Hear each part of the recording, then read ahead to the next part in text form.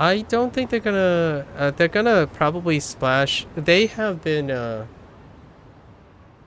I think it's always going to be Japanese characters in the United States. So, and the target audience has always been the United States. And the history of RGG's like ability to their crew that they make, that they have now, whoever they are, that consistently writes English things for their games are more or less more Americanized. Pretty much most of the English are American English. So American jokes, American idioms, American mannerisms. That though those are so they have a lot of experience, and it would be very reasonable for them to continue further into the United States. But from the perspective of Japanese people, because their characters are still largely Japanese, but my hot take is there might be a chance that there will be a Japanese American in the cast, and I really want to know what they decide to do with the Asian. Uh, what do they do with Asian Americans? Because personally, that is something very important to me that I could empathize. Uh, in terms of Hawaiians, so Hawaiian Americans, right, or Americans in Hawaii, they tend to be Pacific Islanders, like many of Pacific Islander origins. So it can be any of those. Just by coincidence, I have exposure to like Samoan culture at like firsthand, and like Maori in New Zealand, and my parents are Chinese, and I'm an otaku, so I wouldn't be playing this game if I wasn't an otaku, generally speaking. And Filipinos and Vietnamese people are the neighbors in the area of the United States that usually am. So a lots of Asian American things, and uh, there aren't any games that I'm familiar with personally that has ever tackled culturalism, modern culturalism, that has anything to do with multinational Americans. So like this is the goat for me. Like this would be the first, and I don't think there are any other developers that would, in my opinion, be brave enough to do this. Let's hope you can't get something wrong if it comes from the perspective of Japanese. Like this is Japanese culturalism's view on Asian Americans. So, I'm thinking that culturalism perspective can be wrong or right is the reason why these games are not possible. And I'm glad that they're taking the braveness, but that there's no wrong or right in culturalism. So, it's not a possibility to me. So if you're not a multicultural person, it could seem like it can go wrong. Again, it applies to people who are homocultural. That's fine. But I'm making a comment about how their perspective is that they're going to reflect on something people can't know. Those people who think it's wrong or right, they can't possibly know what's wrong or right because they are probably not multicultural people. So they wouldn't be interested in this if they think it's wrong. Yeah. So I don't know how to express it anymore, but just having that phrasing means that, and also Joshing's joking, obviously, but if you're phrasing it that way, that it just means that you have a culture that believes that there's a wrong and right of expressing people's lenses, which is weird. I mean, it kind of tells me a lot about your background. But to me, I'm always going to be a fan. because it's great to see other people's take on Americans. And like CDPR's Phantom Liberties that's coming out, that opinion, the Polish opinion on a science fiction America is fantastic. It's gonna be great. But if you think there's a wrong or right, I'm just gonna say as a very lightly that that's inherently prejudicial.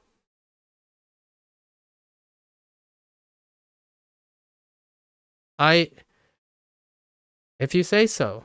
Like I'm not going to contest that's not going to happen, but since you thought of it, right?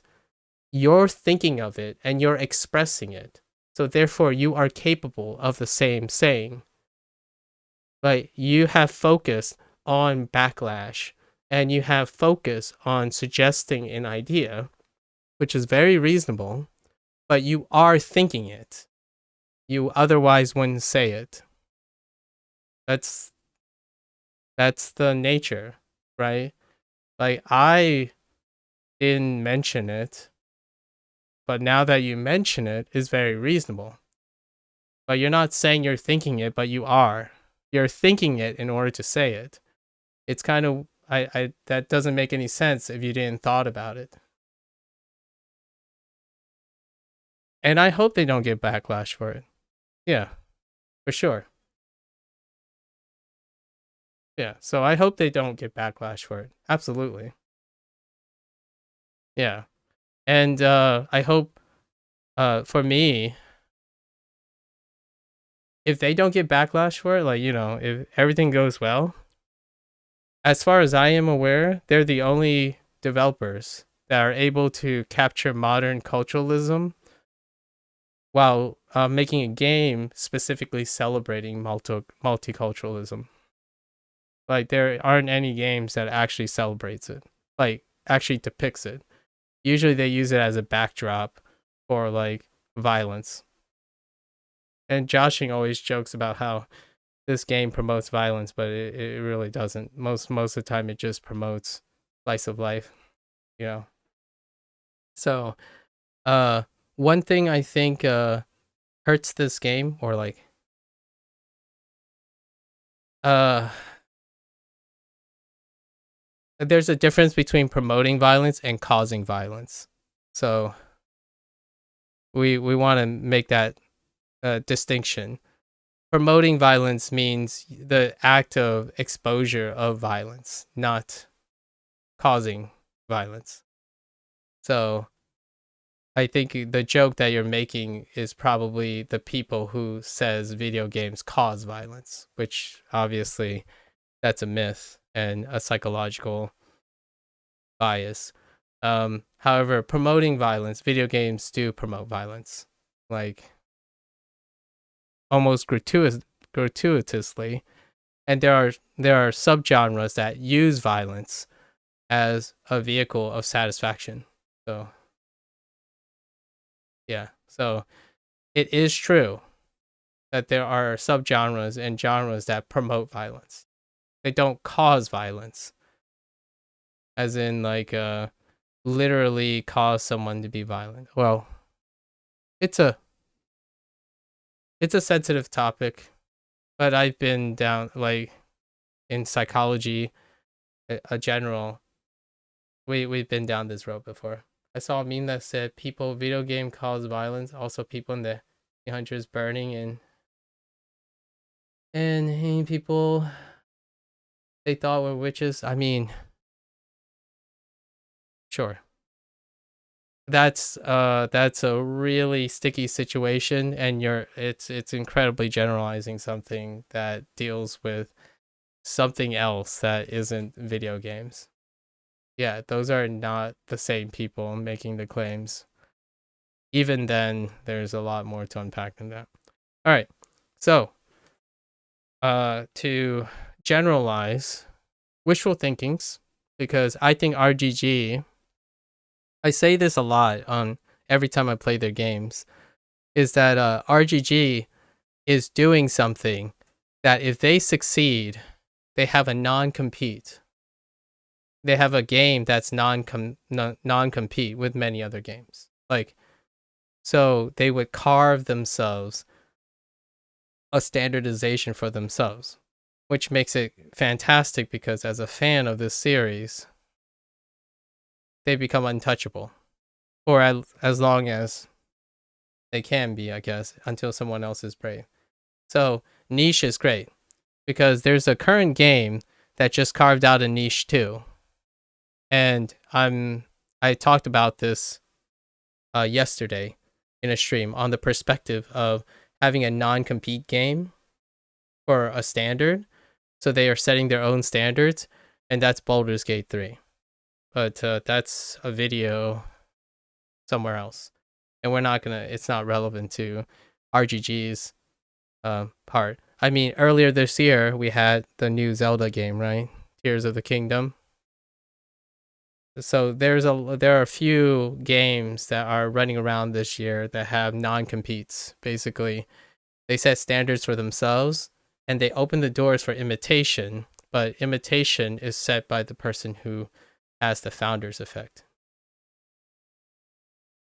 Anyways, RGG, I'm looking forward to it. I'm excited. I'm always excited to, in my opinion, to see what other people see from the outside or from the inside. I honestly, I still have not seen any. I can't think of a good Asian American like post 2020 modernization game. Like you see a lot of Black American stuff. So like Marvel and stuff, right? Oh, but I have the pleasure of playing Baldur's Gate. Yeah, isn't that great? Joshing, you can play Baldur's Gate with your friends. Yeah, so I'm looking forward to it. It's really important to me because it's new, and that's so good. It's so good that it's new. And I welcome all the other ones, but it'll be fun. Okay, so this is the girl, Megumi. She's collecting, like now refocusing. So she's collecting donations for her sick brother, and it's going well, right? Ew. Sort of.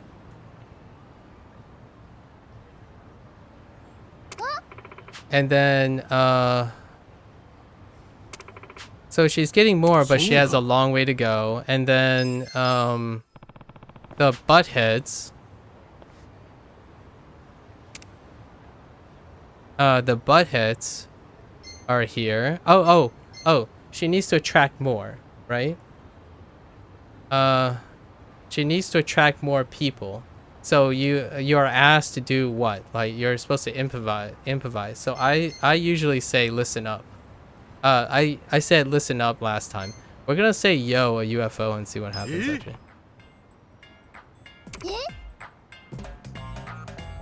Cute. 1 billion likes, here I come.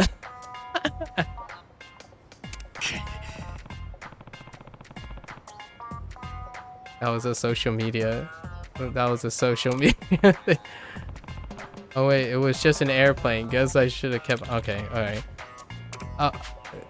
So wait, there's no UFO. Oh, people are talking about going viral.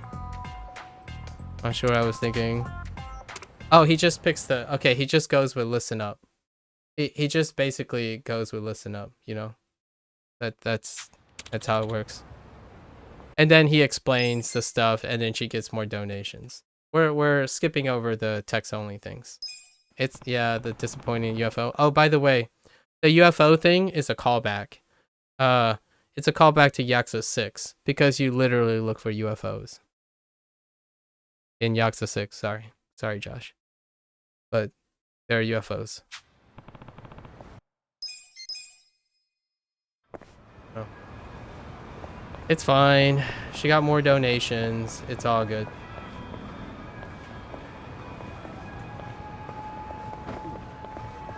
What?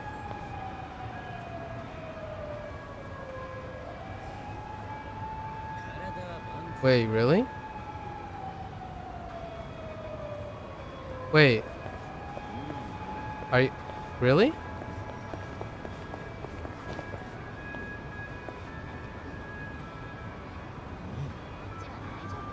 Yeah, one of the UFOs on. Oh, that's right. Oh yeah, that's right. In Yakuza 0, you can pretend that there's a UFO. Oh, you know what? Then the callback is actually calling back to Yakuza 6, but then Yakuza 6 is calling back to Yakuza 0. Yeah, and had no effect. That's true. Where else did UFO come into?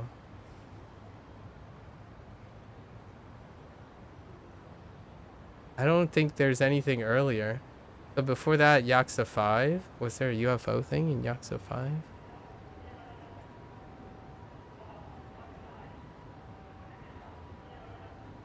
Okay, so here's the deal. I'm not quite sure.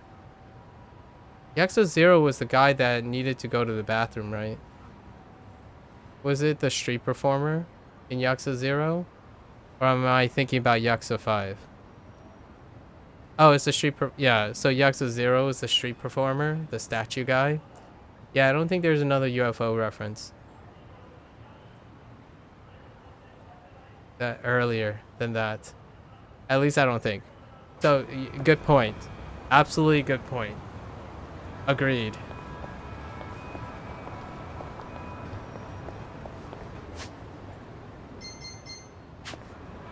Um... Okay. It's fine. When we walk away, she's gonna come back. There's like a distance of like 50 meters or something. Wait, Smoke, are you gonna play the new Yakuza game? The new Like a Dragon game? Sorry. The new Like a Dragon Gaiden? Because I'm playing it in November, just saying. No? Okay, because I'm playing it in November. It's a done deal. There's no buts or coconuts about it. I'm gonna put in some serious time with that.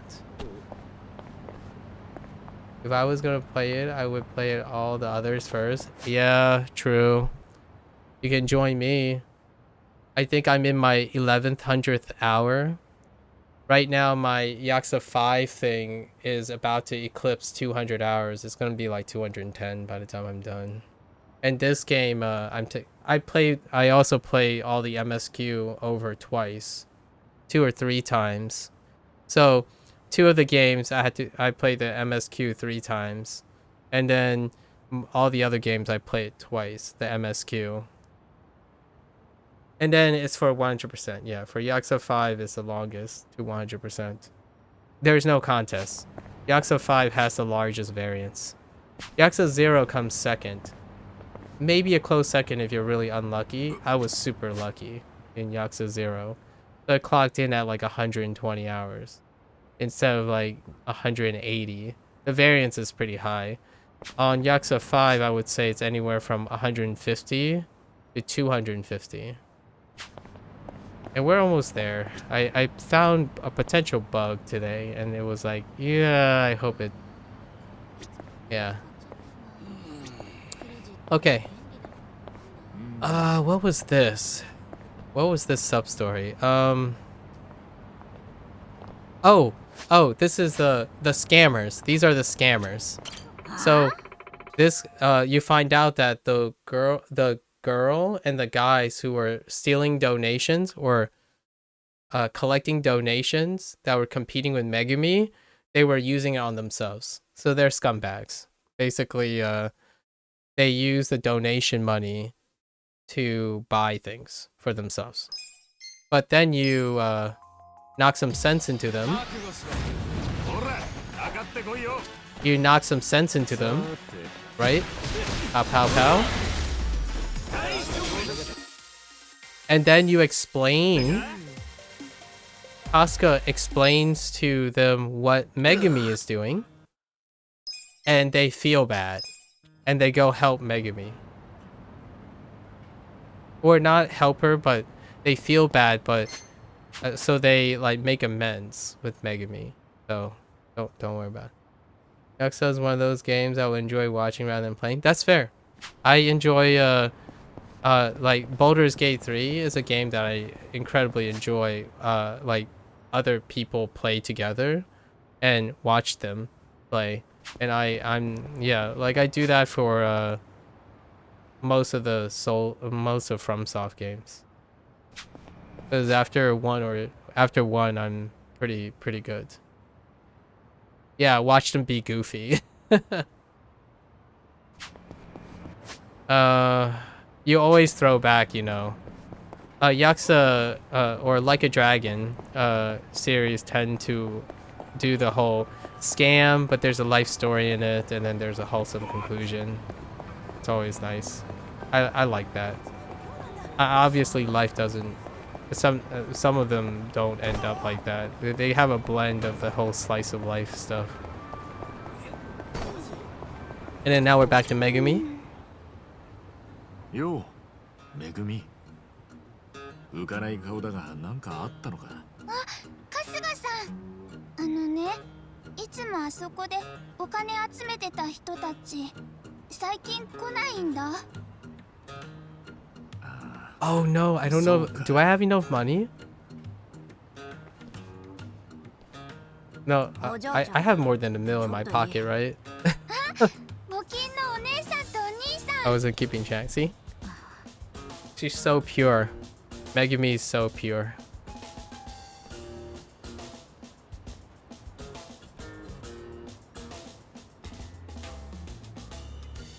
Weird staring contest.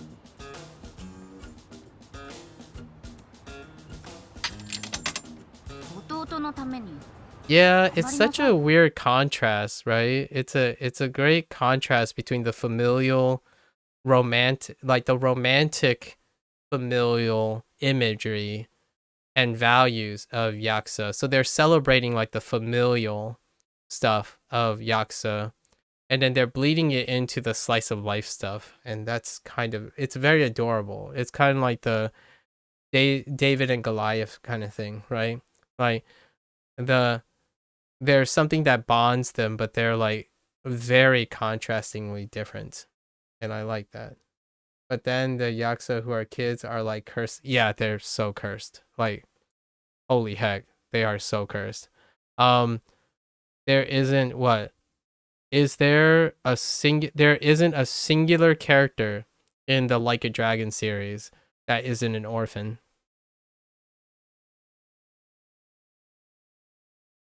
Right? Is there any character that has a parent? And then it's wait.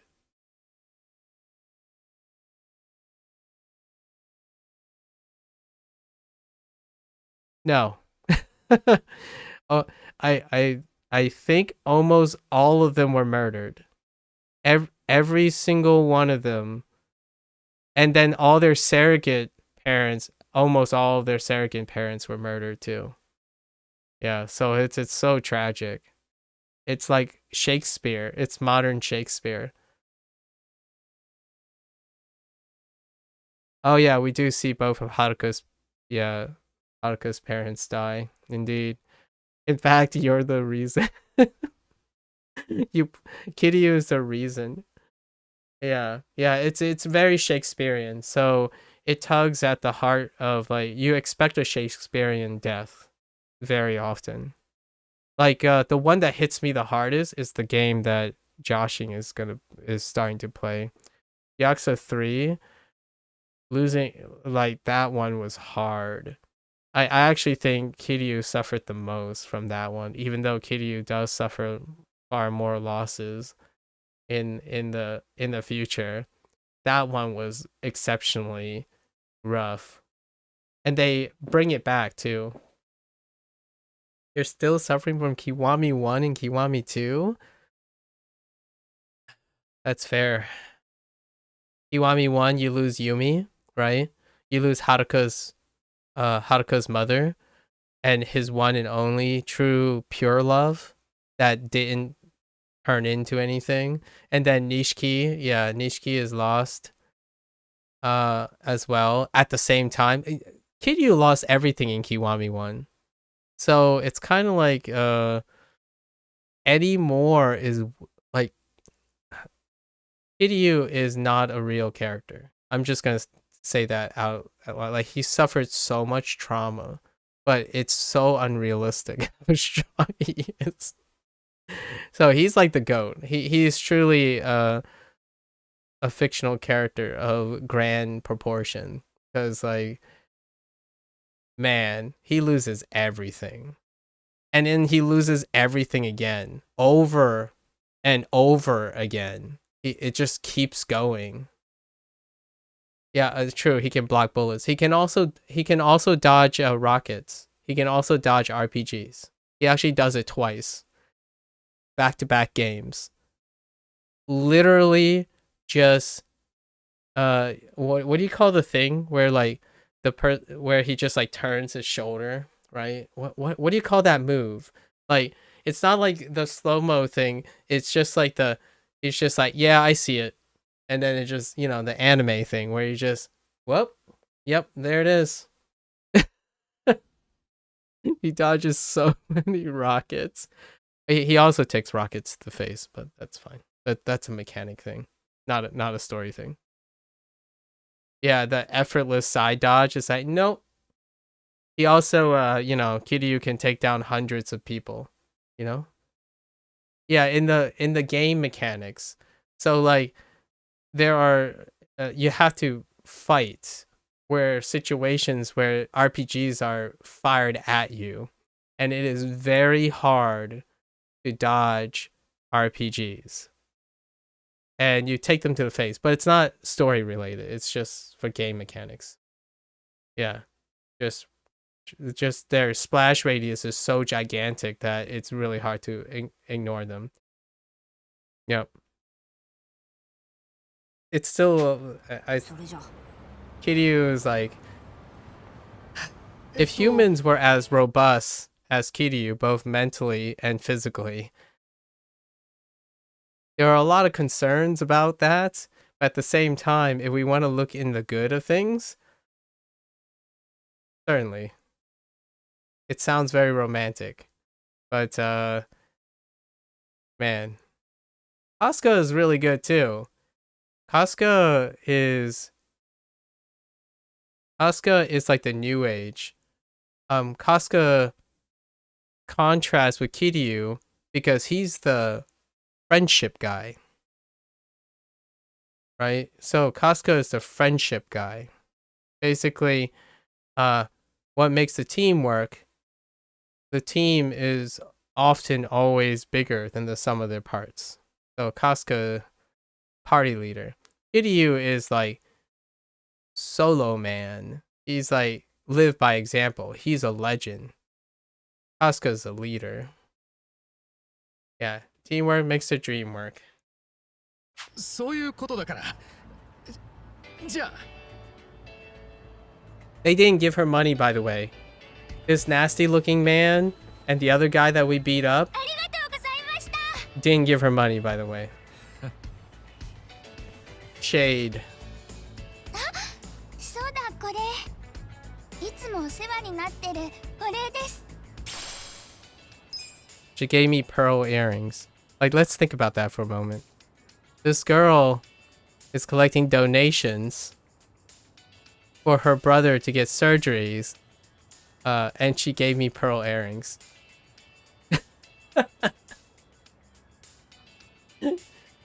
I know it's a mechanic. We have to ignore the mechanics thing, okay? Like these are JRPG mechanics. It's fine. If she took all their money when you beat them, oh yeah, that's fair. Probably, maybe. Nah, Casca wouldn't rob anyone. Nah. Yeah, it's a mechanic. It's a loot mechanic, right? High grade pearls too, yeah, you know? I mean, the pearls make you heal things better. It's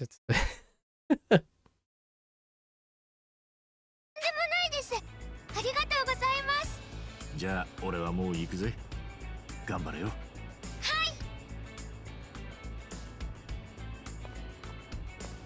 募金か。あまり深く考えたことなかったが、これからどこかで見かけたらまたやってみるか。本当に必要なやつかどうかよく見極めねえとな。 So she has two sub stories. There's a follow-up. So their structure has changed now. The structure has changed now where what they do is the sub stories have multiple chapters. So like it's not always just one-off sub stories anymore. There are serialized sub stories as well. And they focus now more on making those to establish this place. They used to do that, but far more infrequently. Yeah, so they have sub-story chains now, more or less. And that's a great call. Yeah, I have to give them money soon. Don't worry. I beat them so hard they feel compelled to give their money, just like Kiryu. Yeah, technically Kiryu does do that all the time. I mean, you have to admit that he beats people sober all the time, right? Actually, you beat people sober too. Casca actually beats people sober. He actually punched Jin so hard he sobered up. And he actually threw up, but that's besides the point. The first thing you do, is that how it works? I don't think that's how it works, but honestly, I could see how pain can sharpen one's senses when they're like in a stupor. I don't know. There might be something to that. I'm not a physiologist or like a toxicologist, so I'm not entirely sure how the sympathetic nervous system works when it comes to processing pain and the influence of alcohol. So I have no idea. It would be interesting to ask a maybe a physician or something. Like theoretically, if someone took a punch to the face, do their senses sharpen from the influence of alcohol? Well, so you can have psychological therapy using negative reinforcement. That is possible. But that would be very like non-ideal, right? We're trying to paint Kiryu as a person that's helping as opposed to being not helping. So imagine if you condition someone to need a beating to sober up. That's very masochistic. Or even sadistic, depending on who you're talking about. Oh, okay. So we got the miracle kimchi, right? So this story, we got the miracle kimchi, and we tested it on a bunch of people. Now I'm making Casca sound like he's a sadist. But anyways, so we tested the miracle kimchi. We saved the guy who wants to improve his runtime. So he just basically ate this miracle kimchi and he like broke his PR and he loves it. We helped a girl overcome her social anxiety of confessing to her senpai by feeding her miracle kimchi. And now we're back to the lady that started this entire sub-story sequence. She wants to cross everything. She wants to walk on her own 2 feet. Oh my gosh. Sorry, Josh. That's a deep cut because you actually literally used that imagery today in the beginning. But there's this lady. She's getting really old, but she always wants to walk on her 2 feet. So she wants to cross this street, but the freaking sign, like the signal, is too fast. So every time she gets like a little bit over, time's run out. But now we have this miracle kimchi, and we're basically gonna light her butt on fire. Just her body. まだ渡れていなかったとは。渡りたい。渡れない。ばあさん、まだ信号で苦戦してたんだな。おお、兄ちゃんか。そうなんよ。いいところまでは行くんじ Oh ゃ yeah, が、 her name is 少しのとこ Umeko. ろで信号が点滅し始めてな。 Oh, the three guys 私が that come. JK Oh, だ in った Kiwami. 頃 Yeah, は yeah, fair. 陸上大会で I い know what you つ mean も now. 1位でな。伊達天梅ちゃんなんて She 呼 used ば to れ be とった able to move a lot. So that's her 今 backstory. じゃ She likes 信号もろく walking に渡 around れん and 老い running ぼれ and にな stuff. ってしもった。もう一度でいいから早く走ってみたいの。ばあさん、若い頃走りに自信があったから余計に自分 Look の at 足で that 進むこと armor にこだわってたんだな。 reflecting あの the 伝説のキムチ the で sun's 道が開けた rays. うちを向いた。信号が変わるタイミングでこのばあさんにもキムチを食べさせてみようか。 It's time to share the miracle kimchi. ばあさん、信号が青になるタイミングでこれを食ってみてくれ。 This is definitely a JRPG throwback though. Like having a medicinal instant panacea. Generally kimchi is prepped in large containers, generally in vases, but he literally carries that. Yeah, it's fermented in pots, generally speaking. It's the safest because fermentation, like the stuff you put in fermentation, you want to be in ceramics. Because if you put them in like a plastic thing, like a plastic container and stuff, you're kind of asking for trouble. So generally it's like glass or ceramics that but he's like the goat, so he just carries the whole thing, you know, one-handed.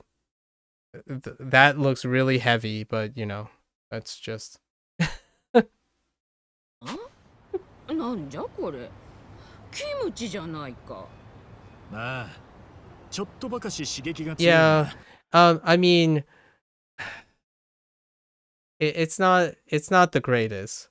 I personally they're more traditionally fermented in ceramics, but you can go with containers that are like good enough for it. But I generally do not see them. They can be, once they're done fermenting, they can be stored probably in very like durable plastic containers, certainly. But I often see the most classical containers are really big vases or vases, however you want to. Yeah, but you know, he's magical, so he's like これを食えばあの頃みてえに早く走れるかもしれねえ。 look, see right here. I wasn't kidding. I actually forgot that he actually said this line, but he literally says, "But this stuff will light a fire under your butt," or that. Speaking of butts, with 3 T's.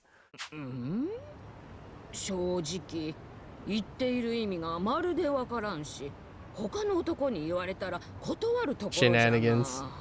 That see the words like shenanigans and the idiom lighting a fire under someone's butt, that kind of thing is what makes me feel incredibly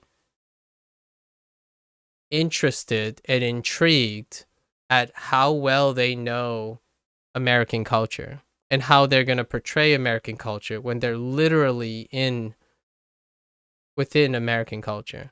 And I feel like it's probably going to be almost like, I'm going to use these 2 words, and I know it's going to sound confusing. It's probably going to be terrifically disappointing or comfortingly normalized. Yeah, I actually think they do. And then now for this game, they probably have a whole cast of Americans, like Americanized crews. I think they've been doing that for a while, and they are basically just expanding. And what I'm gonna say is, it's probably gonna be terrifically disappointing. And by that, I mean like, somewhere in my mind, I was expecting somewhere out way left field. Like, oh my gosh, that's so different. I love it. Like, that's a really interesting way of viewing Hawaiians or like the American culture at large or something. But then I think to myself, the realistic aspect is probably they're already doing it now. It's just gonna be normal. It's just gonna feel normal. like what they already do, like scams, social media, like video games, like viral things, like love, like different types of relationships and hardships or bills, taxes. They're all gonna just feel normal. And in my wild head, I'm like, oh man, it's gonna be cool because I don't think like a Japanese person, right? And it's just gonna be so normal. That's what I mean by, if I'm being realistic, it's gonna be terrifically disappointing. It's not gonna be like an anime take. Oh, you know how in Yakuza 3 is the first time they ever introduce an actual plot mechanic that involves an American, and it's the Hollywood portrayal of CIAs. That's it. CIA agents. That's what they included. But that was like over 10 years ago, right? Right? That's over 10 years ago. Like conspiracy, government conspiracy. That's the American contribution, like black ops, covert ops, the very like just like Richardson, like he's a blonde guy, wears, all black clothing, and he like is very straightforward, and he's obviously shady as heck.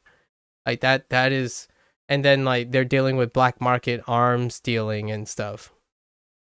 Oh yeah, and Miracle Johnson, right? Miracle Johnson, Steven Spielberg. What was Steven Spielberg's name? Like John Spielberg? I forgot how they, or was it Steve? Steve, like they abbreviated his, like they obviously replaced his name, but it was Steven Spielberg that was working with Miracle Johnson. So those things are like fun to me. I think it's great. It's kind of like an honest lens, but I do understand, and again, I echo Smoke's and Josh's concern, like especially Smoke's concern, that the audience, not the people who already like the series, but the new audience might not be as receptive if they go harder. Like, I don't know. Like, will they tackle like a President Trump thing? You know what I mean? Oh yeah, Steven spinning. Or like, are they going to, you see what I mean? Like, I understand that it is really concerning, but to me, as a fan, I want to see the Japanese thing, right? Because they did tackle politics in a sense, but they only tackled Japanese politics. However, in this game, they did go into politics. Yakuza 5 also went into politics. Yakuza 6 went into politics too, but it was like Japanese politics. And what I saw in those Japanese political things are very friendly to the American audience of politics. In fact, it's probably a little tamer than American politics. The representation that they had and the nature of the intrigue and stuff is very, well, you can't say American politic people, because I am a politics people too. So you could say that depending on their presentation, one half may be sensitive and the other half may not. So there's not a majority consensus that they would be sensitive to the particular dependent like subject matter. Yeah. It sounds like a skill issue. So it's fair. But what I would love, in my opinion, is an embrace of understanding, right? That an outside perspective is it's educational to me.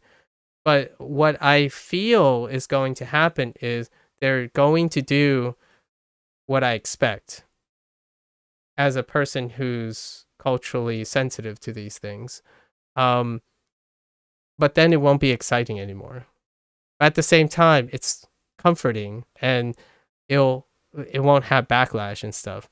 You, but at the same time, I kind of want them to do like give the honest, like the show that perspective. Like, they did do one scene in this game is a great example, and they did it on themselves, like a reflection of themselves. So it was Ikari was trying to speak English to an English foreigner, and it just randomly you talk to him, and the guy is saying like, "Can you help me find the station or something?" And it was just an American guy, like he was speaking American English based on like the vowels and stuff. Can you can you show me the way to the station? And then Ikari just comes out, and in the English version is super loud and super enthusiastic when he said the English words. And then in the Japanese version, it's exactly the same. Like, station over there. You can do it. Go, go, go, go, go. You know, like, yeah. So the idea is they're reflecting on themselves, what they think Americans are like, but at the same time, what Americans think of them. So when they were executing the English, it was a multiculturalism thing where people see each other loud because it's a projection of themselves, right? So Japanese people are incredibly enthusiastic.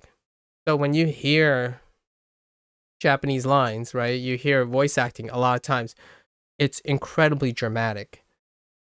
So how do you translate that into English? You make it incredibly dramatic. So that's the kind of stuff that I kind of want to look forward to. I want them to explore that, but again, very carefully, as long as the community at large is receptive to that, you know, like they have to lean into it or normalize it somehow before it becomes accepting. And they have been doing that for a while. Like their RGGs, like all the games, all the Like a Dragon games up to this point, it has become more and more like that. So they keep leaning more and more into, is this okay? This is outrageous, but is it okay? And then it becomes an expectation of the series. But when they go into the United States, they might reel it back, right? It's going to tame up the series for a little bit. And that might actually detract from how unique Like a Dragon games are now, where it's a more of an honest breath of fresh air to be very genuine about jokes and portrayals and stuff. But it is a difficult thing because they're the only group. How many Yakuza games do you think they're going to produce? Well, I'll ask you this. How many Sonic games do you think there are?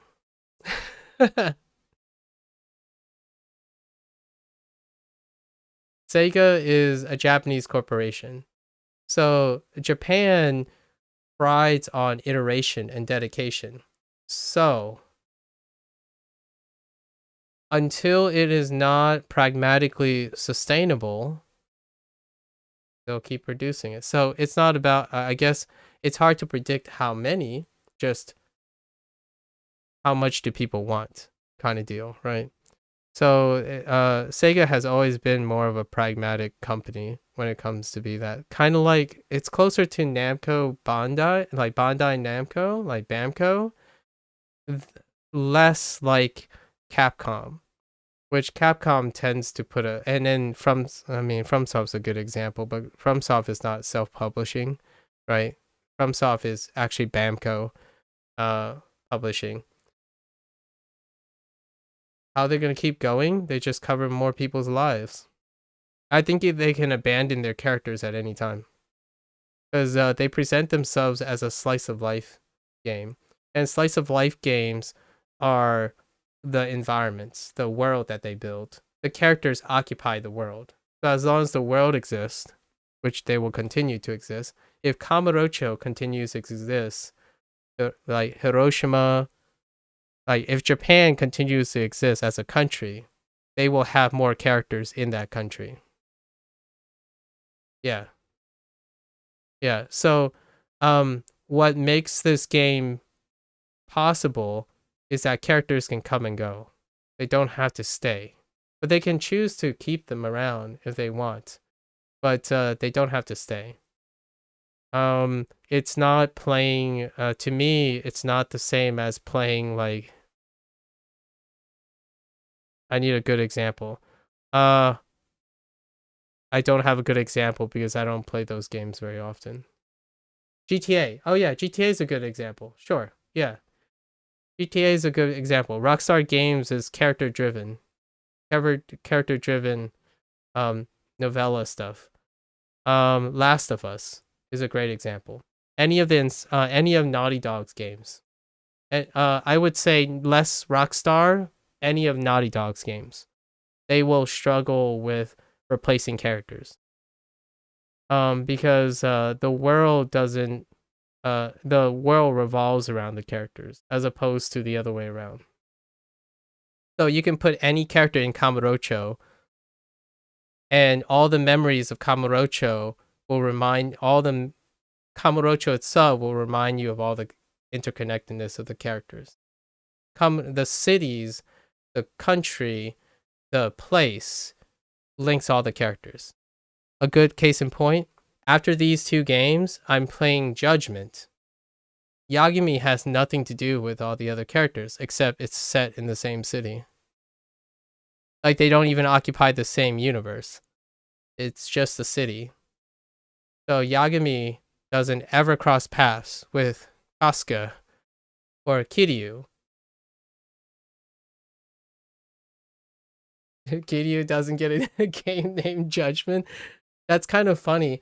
I actually think if we add Nagoshi, right? Nagoshi, if we ask Nagoshi, did he deliberately call his spin-off series Judgment as a double entendre with Kiryu and Judgment? I would love to hear the response to that. Like, did he do it on purpose? Did they end up calling the series the Judgment series? But have it completely separated from it, you know? Yeah. Yeah, so that's a great example. So it's gonna be forever, in my opinion. Like, because there are always gonna be people living in the cities. There are always gonna be stories to make the city bigger, to make Japan bigger. And every location they have chosen, it still goes back to the relative origins of Tokyo or Japan in general, but largely Tokyo. And any character can proliferate it. And that's what's great. It's great. Like, I can tell you Majima is not a character. Like, he's there, but Yakuza 0 and kinda Kiwami 1, kinda, but really he's like absent for like 90% of the rest of the series. They persist. They're characters that persist in a city. They don't persist because they're important to the outcome of the series, which is great. I know Kiryu's been around for a while, right? But if he disappears, which is what happens in this game, sort of, and it's fine. The Japanese culture is so rich that I would love Rockstar to do the same. I mean, at their expense, though, because then they do the thing that we were talking about. They have to take the risk, right? And that's a selfish thing. It's a selfish request for me to request developers to take the risk with their publishers to try to make a modernization of American life. Not only is slice of life not popular in the United States, like in Western gaming, slice of life genre has never took off yet.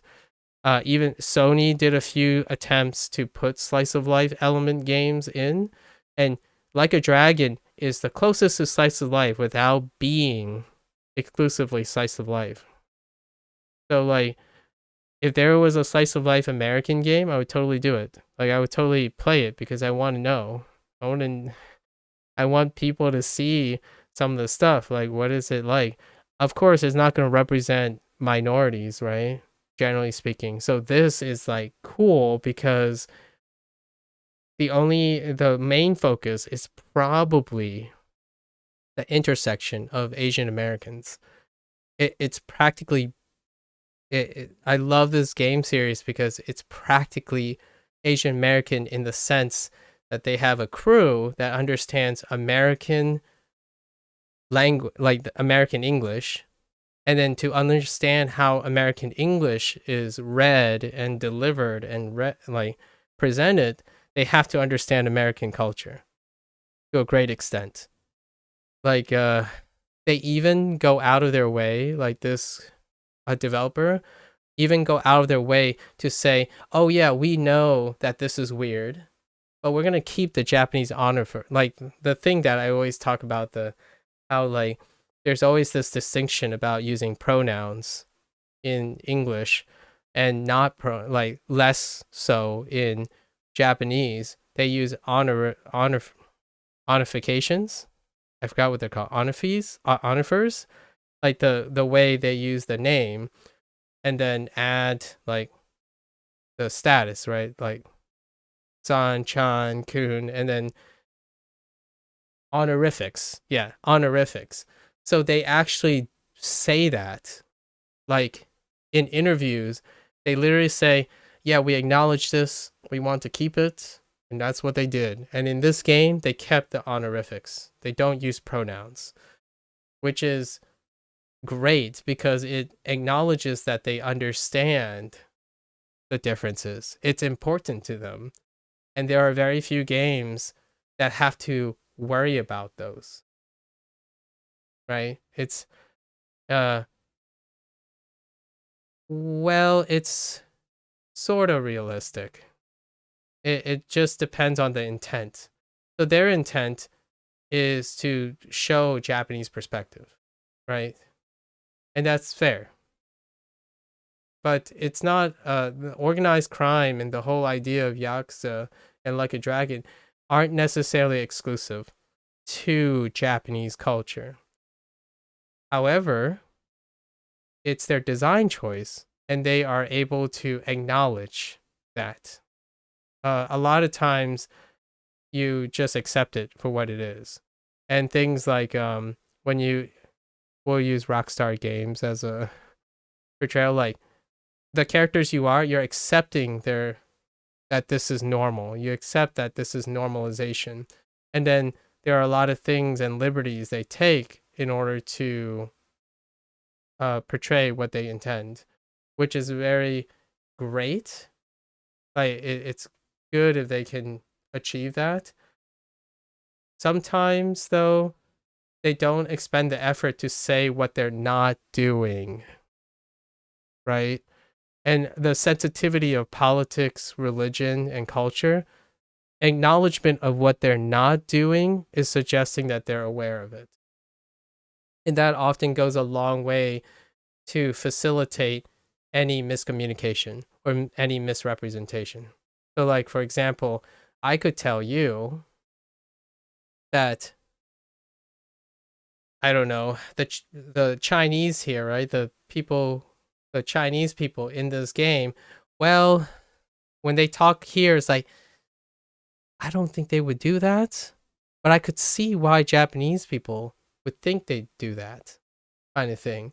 And that's what fosters that understanding, like, oh, what they didn't do is probably because they chose to do this. Like, you get that benefit of the doubt because they spend time demonstrating that, hey guys, we know, but we want to do it this way.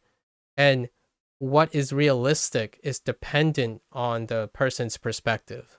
So to me, you could say it's not realistic to portray a certain thing a certain way, but it's realistic to them.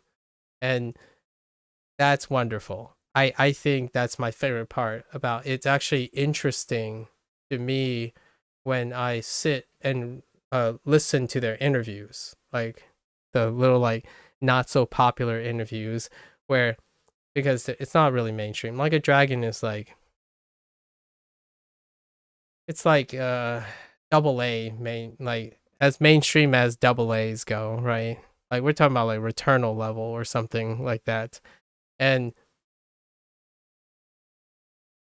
I kind of it's interesting. Like you get to talk about culture. How many times do in a game do you get to talk about culture that's relevant to you?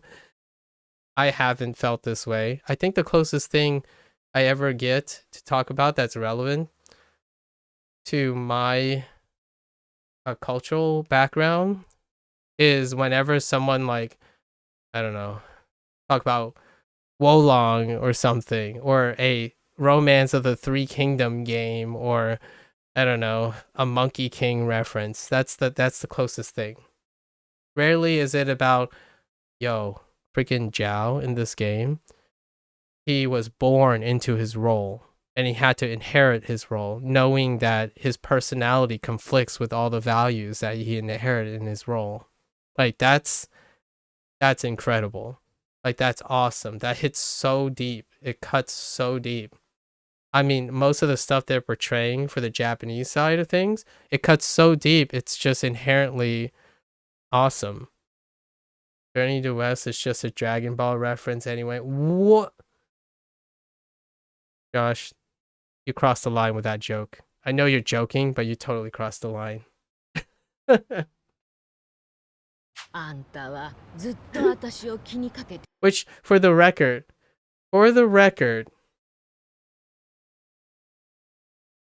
RGG has still yet to make a upfront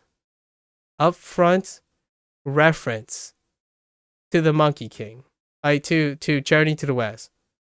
Like what I mean is direct, but they did make some upfront references to the Three Kingdoms, and it's often like a Lu Bu comment or a like Guan Yu comment or something. It's not like super deep where you go into like the whole like the warring kingdoms and the separation, and then they also pulled a I'm gonna say the American version like Chiang Kai-shek. Is that the Americanized version? I don't know how to say it in Mandarin, but the unification of China. So there was what I think was a reference to the idea of unifying under one banner kind of thing and like a divisiveness of the thing. And in Korea, for the Koreans, they did a few things. I don't know enough about Korean culture though. So they do a few things. I know do. I say do a lot. But in this game, the biggest reference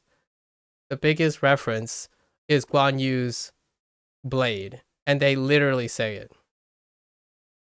Yeah, like they literally say the reference. It's like, oh, why does that spear look familiar? It's Guan Yu's. I don't call it. It's not really a spear. It's more like, what do you call them? They're not halberds. It's it's Guan Yu's pole arm. It's a glaive? Oh, it could be a glaive. Yeah, it could be a glaive.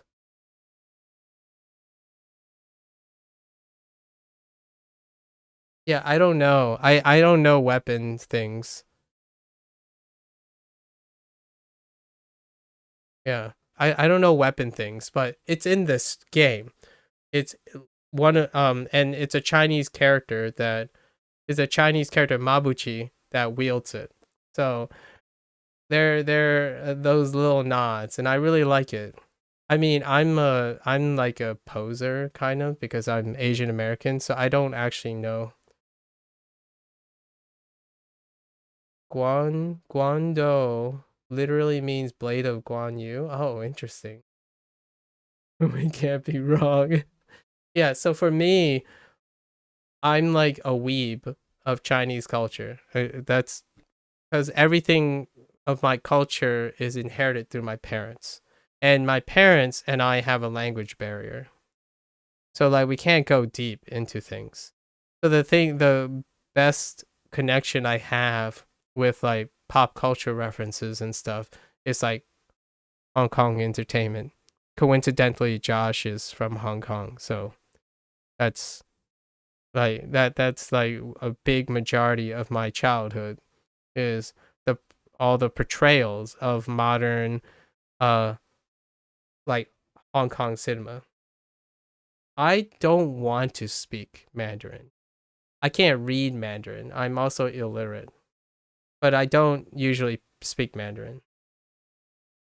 I speak I speak a regional dialect where my parents are from.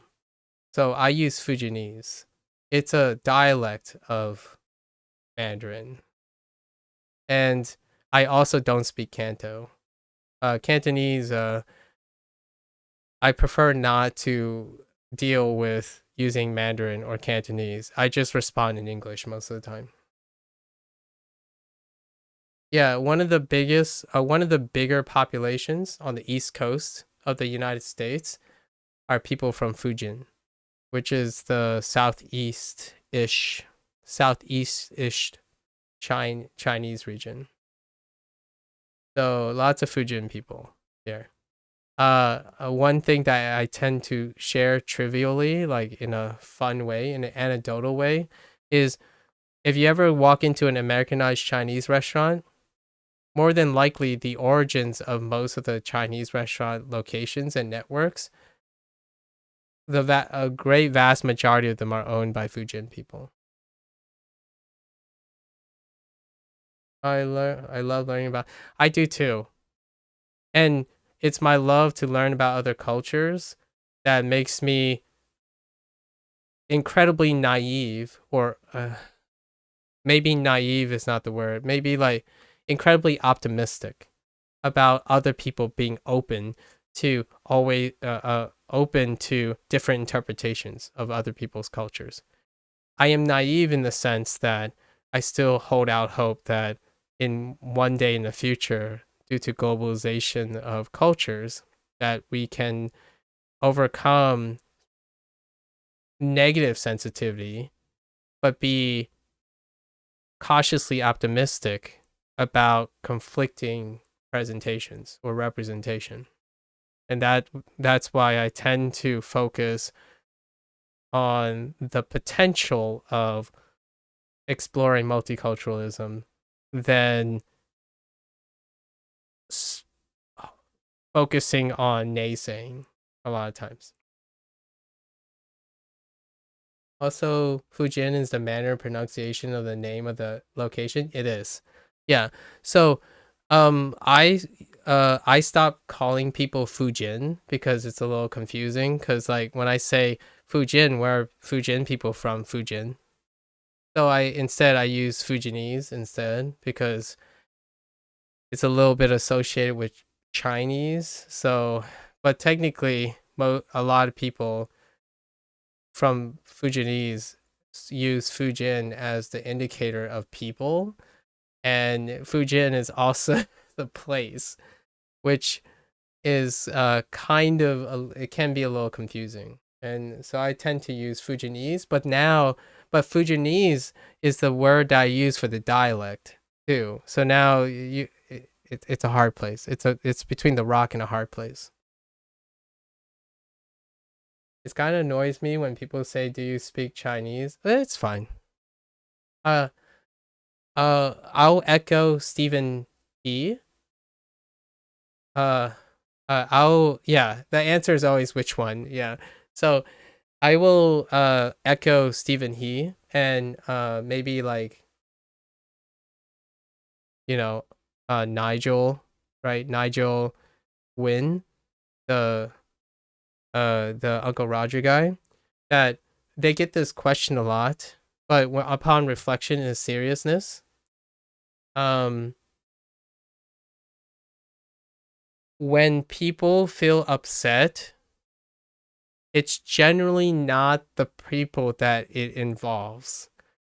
So, for example, it does not annoy me at all that people ask me, do I speak Chinese?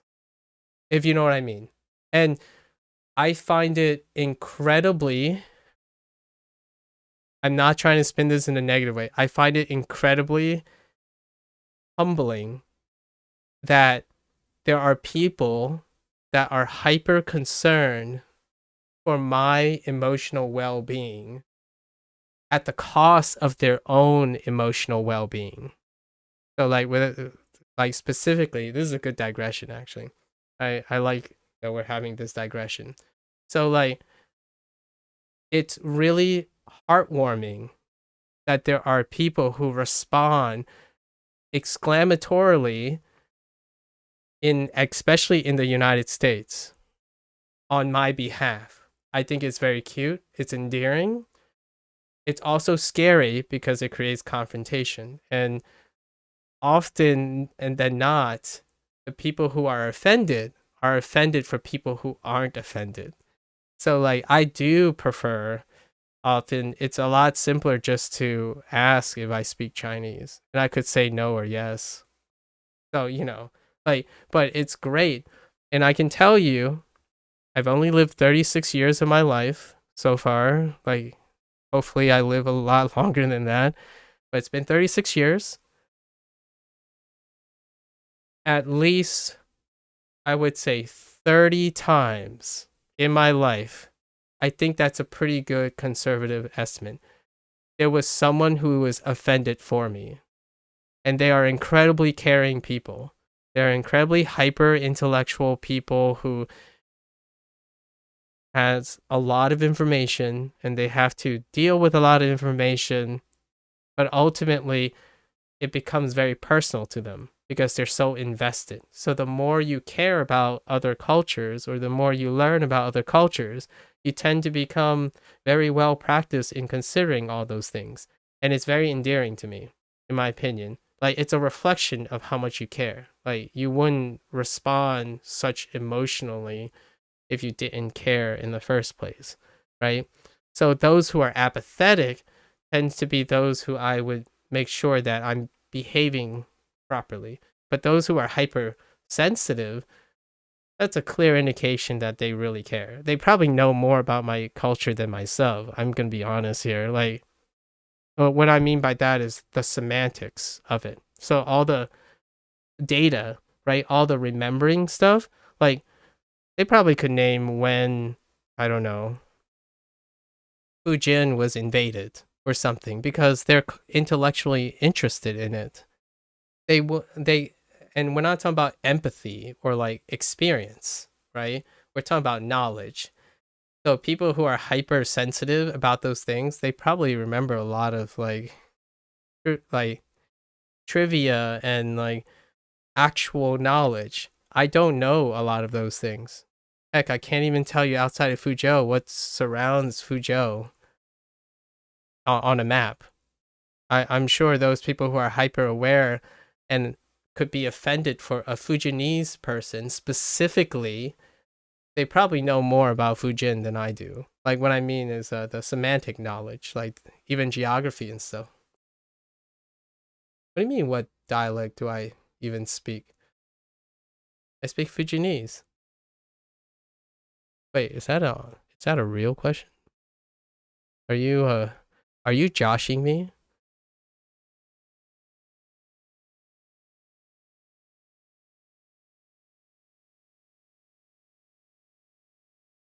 Hokkien? I don't know what that is. Like I'll say a phrase, I guess. Nye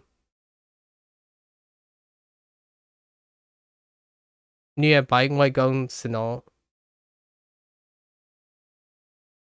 Does that sound like anything? I don't know if that's that.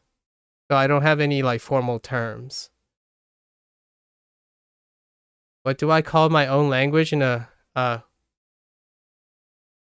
don't know the language term, but we're Hujiu knowing. I know that we're Fuzhou people. That's all we refer to. Pretty sure the 2 Chineses I speak are from a different branch. I see. Like we like Hujiwa, that's it. Like it's Fuzhou. Like it just translates to Fuzhou. So like we just say Fuzhou language or Fuzhou word, like that's all we say. Like Hujiwa, right?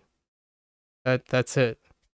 There's no other way. Like I have not learned any other way to express the language. This is where stop talking because I don't speak any of the other language. No, that's I so here's the thing, right? Here's the thing, Smokes. You represent you are the most like normalized conversation like company that I have in my life. I grew up in suburbia. Like okay, the early life I grew up in like subsidized housing and then like low income area. But then the vast majority of my life is in suburbia, white suburbia. So immediately, all my acquaintances and my friends, we like to talk about it the same way you do, like the way we talk about Japanese Americans, Japanese content creation, and then other creations. That's usually the most common thing. The only time I ever talk about like Asian American things is if I ever bump into any Asian American things, and the only time we use Fujianese is between my my just specifically my parents, um, and anyone else who's Fujianese, which happens to be like if my father and mother ever see a new restaurant pop up, an American Chinese restaurant, they always go and check if a Fujian people like new Fujianese neighbors moved in, and typically it really is. It's kind of weird, but that it's just like very archetypical. Um, it goes back to an interview. Like for example, uh, Stephen He, right, got interviews of asking like, "Oh, what was it like on your end?" And then he would say a lot of things that typically happens, and I can say a lot of things that typically happen if you just bring up Fujin, right? A lot of times, and it's also true with like it's also true with other people. Like for example, I've been watching a lot of Dr. Mike stuff, right? So Dr. Mike is a incredibly. I really respect what he's trying to do as a professional and a content creator, and he kind of blends this really well.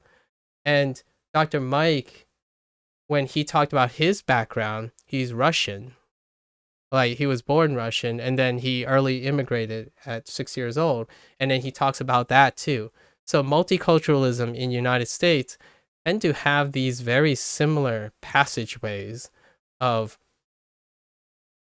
one might say stereotypes, but whenever I use the word stereotypes, it often if someone is outside the culture, they tend to be like, "Oh wait, but you got to be careful." It's like, "No, I'm okay with stereotypes." It's kind of weird, but when it concerns, it's just like the whole being offended for you thing, right? Being offended for you thing. When it comes to stereotyping, often the people who are being stereotyped, since they live in it, have normalized it to the point where it's not offensive. It's not as offensive as you think it is. But it's not also like it's not good. It's nor good nor bad. It's reality. Yeah. Like what I mean is it's acceptance, right? So if you live in it, you tend to normalize how you deal with it. So psychologically, the people who live in the stereotype learn to cope or learn strategies that end up being okay with it. So inevitably, the person who's not in the stereotype tend to be more overly reactive to what happens. So would you say people should be less sensitive for others, or which are the same? The the thing that we fear the most is getting it wrong, right? When it comes to oversensitivity. So to remove all doubt is just to ask. That's the most that's a very Chinese response, by the way. The pragmatic way is you simply ask. So when you ask anything in the form of a question, regardless of how stereotypical it is, it still reflects a curiosity. It still reflects an open arm to accepting what you know, and hopefully you be receptive in any response. So I prefer someone to ask me, do I speak Chinese, or just start speaking to me in Mandarin, for example. That's there are two types of personalities that are revealed there, and one is egregiously more scary than the other one. The person who's asking the question is far more willing to hear a response from the person they're asking, right? The alternative is when someone acts on the thing and don't ask you at all. So I find it incredibly brave and endearing, in my personal opinion, but I'm like pretty biased towards being inquisitive. So when you ask a question, I can't possibly be offended because you haven't acted on your predilections yet. Like it's a bravery of vulnerability. When you ask a question, you're literally telling me you're willing to take the risk. And that's incredibly endearing. I love when people say, like, for example, here's a question, and it's a very stereotypical one that people like to laugh about. When I mean people, I mean Asian Americans a lot, especially Chinese people. Is when someone asks, do you eat rice all the time? It's like, well, that's a good question. I know why you would think that. And the short answer is yes, I do. See? Not too bad. And I actually add a few laughs about it. I kind of play around it a little bit. Yeah, I eat rice with every meal. But with that said, I will further add, right? I would further add to that person who was willing to ask me something at the possible expense of being wrong, like they're showing vulnerability. I would reflect that and say, what do you think of rice? You know, do you eat, like, what is your preferred grain or something? Because I wouldn't know that too. So, although here's a big difference between an intellectual approach, who's like more focused on communication, and one that is very honest and straightforward. So I typically wouldn't ask or reveal what I know about it. I would simply ask an open-ended question. And a perceptive person would call me out on it, and that would make for a really interesting conversation. For example, if I were to ask and I need to confirm if they eat rice every day, okay? So let's say I'm the person asking, I'm like, man, rice is very common. So I'm going to ask another Chinese person, right? Chinese American, say, what do you eat? What is your preferred grain every day? Right? So you can become more general. It's perfectly fine. You could say it's being more sensitive, right? More sensitive and whatnot. But it to a person like me, I wouldn't be offended either way, because I can either say yes or no. I'm glad you asked. And I know I'm not speaking for everyone, but generally speaking, a great majority of Asians love I prefer to answer questions. It's great. The difference is when people like do the other thing where, I mean, in a way it's cute to me too, but I'm sorry. I can't represent. I'm a really underrepresenting person, but pragmatism flows really strongly in Chinese people. And when they get confrontation, they do anything to avoid it. And a lot of times it means also normalizing any form of anger or frustration in the public eye. Rice says, man, I get hit with the, so you eat chicken curry often. Wait, why do you get, wait, you get asked that? But rice is also used in a lot of other cultures. It is. And that's what makes it a stereotype, right? A lot of times you use a whataboutism to enrich and demonstrate how irrelevant stereotypes are. But that's fine, and that's great. It doesn't change just because rice is used in a lot of other cultures. It doesn't change the fact that the vast majority of Chinese families eat rice. So they're both correct. One doesn't deflate the other. One actually only reinforces how important rice is and ubiquitous it is. Chicken curry is so good. I'm a little partial right now to Japanese curry. As opposed to like you could have like coconut curry, like an Indian curry. That would be a little bit more like doesn't quite hit the same for me. So they're quite Indian curry is pretty, or Thai curry. Thai curry is pretty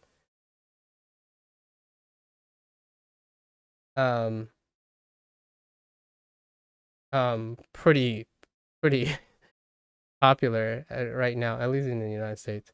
Yeah, so not everyone is gonna sound like or some pearl rice is nice sometimes. Jasmine rice? Okay. Okay, right now I'm in a basmati kick. My parents usually use jasmine rice though. But basmati. I like the long grainish thing. Like biryani is really good. Biryani is so good. Stir fry, sure. You love asking questions even more. So, like, do you hit Chinatown often to resupply? What do you buy usually? Curry. I prefer Indian curry with roti. Yeah, roti is the choice. My dad hates curry. I don't know why I love it. He says the smell. Wait. Oh, he doesn't like the smell. The turmeric. It's probably the turmeric that is the most pungent in it. Especially when you oh yeah. It's nice. Just we're gonna wrap up a little of the digression, but it's great. Your father drinks turmeric milk? I like the smell of turmeric. Like here's American. Okay. I'll throw in this Americanized Chinese. You know, Fujin right here, right? Fujianese, a product of Fujianese Americanized Chinese. You have. It's not. I don't know, for better or for worse. You have the Fujianese to thank for the Americanizing of Chinese food, right? So that's one. It's one of the biggest subsex contributor to that, to the spread of it. And one of the dishes, the dish that gets me like all the time in the feelers, is freaking Singapore rice noodle. And it really doesn't have much to do with Singaporean dish. But the reason why I like it is because of the freaking turmeric powder. Like the curry powder. Like that smell. That freaking smell is intoxicating. Like the cumin, like absolutely the cumin is so freaking intoxicating. Like, but the version, right, the Americanized Chinese version of the Singapore rice noodles, right? The vermicelli, like it's not. Sometimes we use rice noodles, sometimes we use vermicelli. I don't know if there's a difference, but the naming convention sticks with the type of noodles, right? And it's the cumin. It's funny, I had Hong Kong fried noodles in Singapore with Malaysia, and I forgot. My favorite Asian dish is yakisoba. I don't know what country it's from. It's Japan. Yeah, yakisoba. It can be a little on the sweeter side for me. I'm a yakisoba is a golden for sure. Yeah, fried soba. I think right now, it's not to say like I'm in a mood for things, right? Things go up and down. But udon, absolutely udon for now.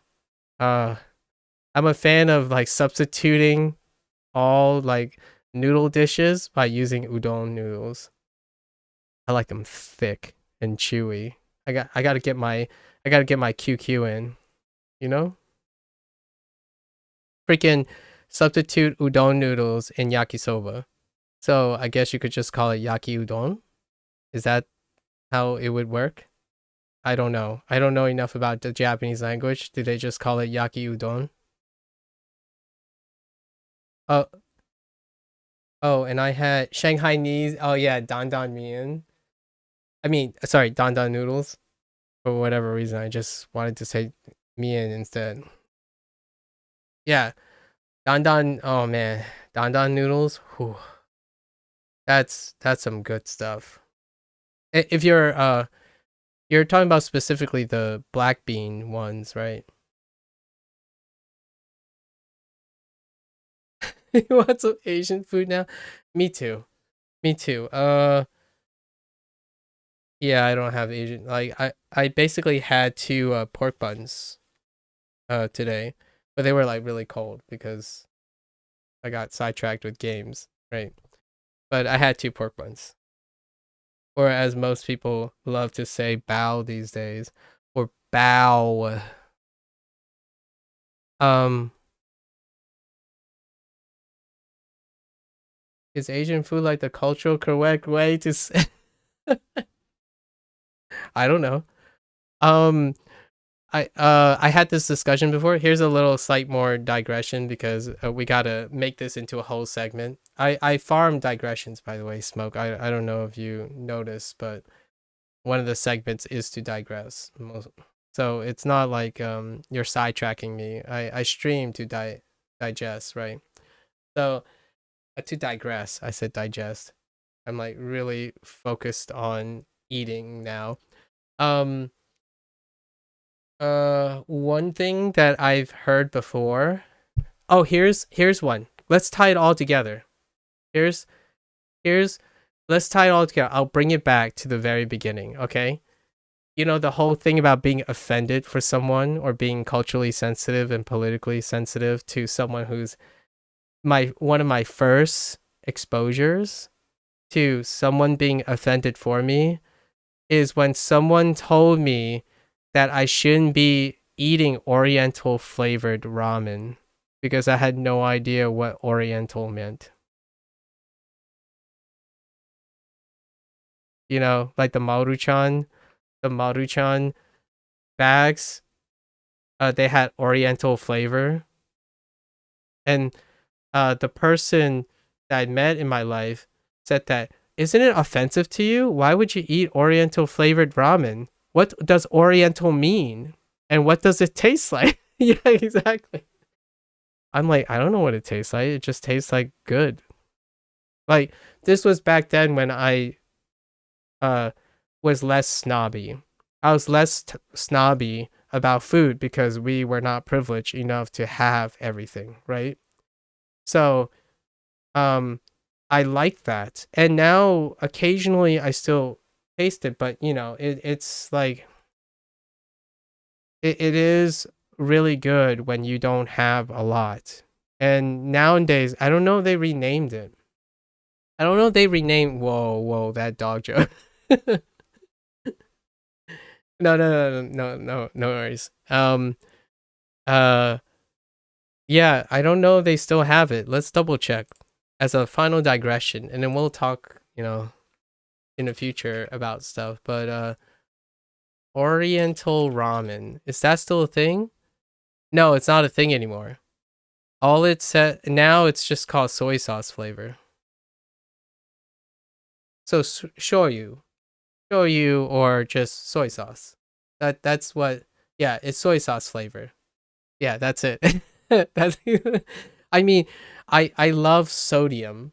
So when I used to eat like top ramen and maruchan, it's not because it's also not because I can afford better things. It's just generally speaking, I like the taste of of glutamate and sodium. Like I need that. It was great, and that's just how it went. It certainly didn't fill me up because ramen there's not enough whole nutrients, right?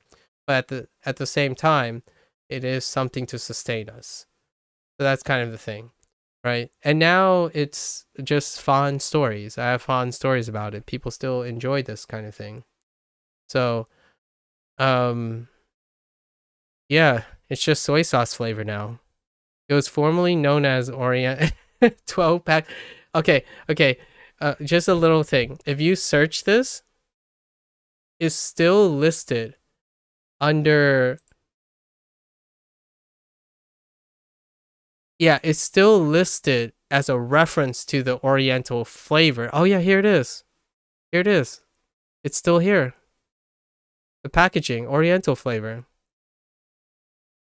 Which is, let's take a look. What's in Oriental flavor? Hold up. Can I see the back of this package?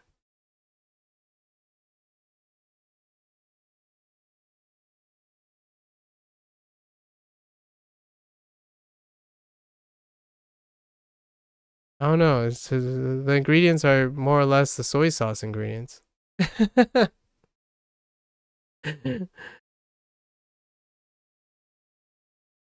Yeah, anyways. It's kind of great. As Uncle Roger said, MSG makes everything better. It does. It's umami. Mala spice. Glutamate is a source of umami. So inherently what he's saying is actually biochemically correct. So what I mean is when you add glutamate to something, it introduces umami. But I'm pretty sure when it comes to the sensory taste, I'm not a I don't really know a lot about taste buds and stuff. Like I'm not that kind of like an endocrinologist or something, or even someone who studies the culinary arts. But when it comes to umami, I'm pretty sure there's an upper limit. So what he says is MSG makes everything better to an upper limit, whatever our sensitivity is, our biological sensitivity. Like for example, if you had something sugary and you keep piling on sugar, eventually you saturate your sensitivity to sugar. So at that point, at the upper limit, it doesn't get better, or it doesn't get like if you add sugar, if you keep adding sugar, it'll keep making it more sugary.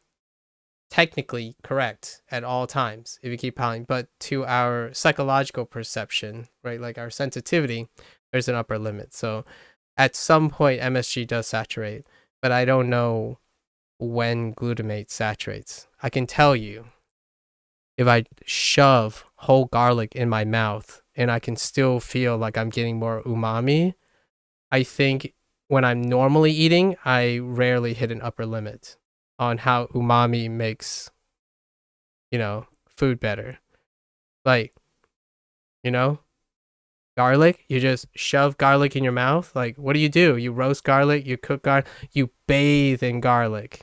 What is that? That's a substitute for glutamate.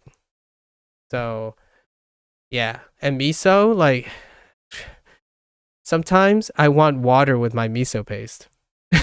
I'm sorry. That sounded really gross.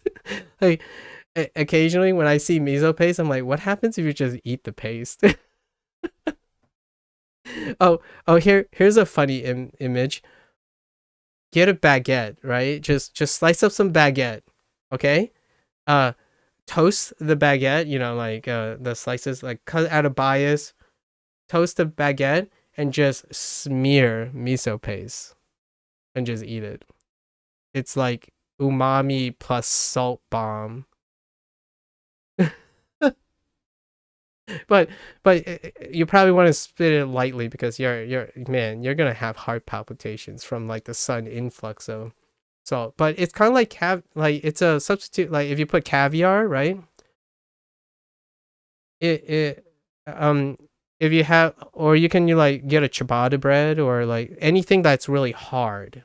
Like you want something hard because it's that texture and that mouthfeel. Because paste is kind of like smooth and slimy, and you kind of want something. You kind of want a hard bread because if you like spread it on like white bread, it's gonna be slimy on mushy, and it kind of just balls up. So yeah, you got to get some crunch. And all I could think about was a baguette. Croissant's kind of all right. It's very absorbent. So you might get like a bolus of salt into your mouth. You want something like really strong and firm so you can like thinly spread across it, like that sound, the freaking that crust sound, and you get like a thin crust. It's what I'm trying to describe is if you use miso paste, it's kind of like Vegemite and Marmite. I know it's a acquired taste. Sorry, Australians and Kiwis, but I actually quite like Vegemite and Marmite after trying it a couple of times, and it's like that salt bomb. Like you get something very toasted, and you spread something that's a good source of glutamate and salt. It's Marmite and Vegemite, and another great example of a replacement for like miso paste, for example, is I just had this and I just forgot it. Why am I drawing a blank now? There are lots of paste basically that does that. Ooh, nice. Going to Australia, huh? The knife sharpening whetstone sound. Oh yeah, that sound. Yes, the crust sound. I like that sound. But yeah, you get all these opportunities. So whenever I see paste, the first thing I think about is like, what can I spread this on? That's kind of the deal. And my mouth is like literally like I salivate when I think about garlic. It's great. Oh, caviar. Like, hey, if you're rich and you're privileged, putting caviar on a toasted baguette, that's a very weird way to flex that you like umami and salt on your bread, but I can only afford miso paste, so I'll stick with miso paste. But yeah, caviar is very similar. That kind of thing. Or shrimp paste. Shrimp paste might work too. Yes. You have to gauge your salt levels, but yeah, shrimp paste, umami bomb all the time. Actually, here's one that's unconventional, and I wouldn't recommend it. But the cheapest thing you can do to do that thing, I don't know if someone said this is like a life hack or something, some TikToker influencer. I'm not a influencer, so I can't really tell you. But chicken bouillon. You can put water and chicken bouillon, enough chicken bouillon to thicken it, right? You can probably put in a little cornstarch to thicken it, and then you can spread it on the toast. It's the same thing. It's salt and umami. It's just the really, really poor, like the cheapest way to get a concentration of glutamate and salt onto something crusty. You just slightly wet chicken bouillon until it becomes like a little like pasty, and then you can spread that on your toast.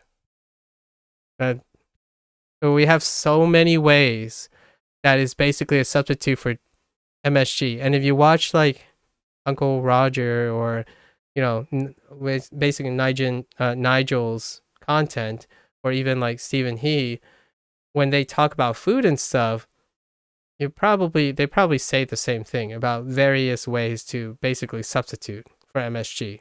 Shrimp paste, fish sauce. I mean, fish sauce is a liquid though, but all of them are just substitutes. for MSG. In a way, if you wanted MSG without the added sodium, or with less added sodium or less added components that can mess up the way your food is gonna work out, MSG is a good way to go. Nevertheless, you can substitute so many other things. I don't even know what the umami. Oh, you used to think, well, it does have.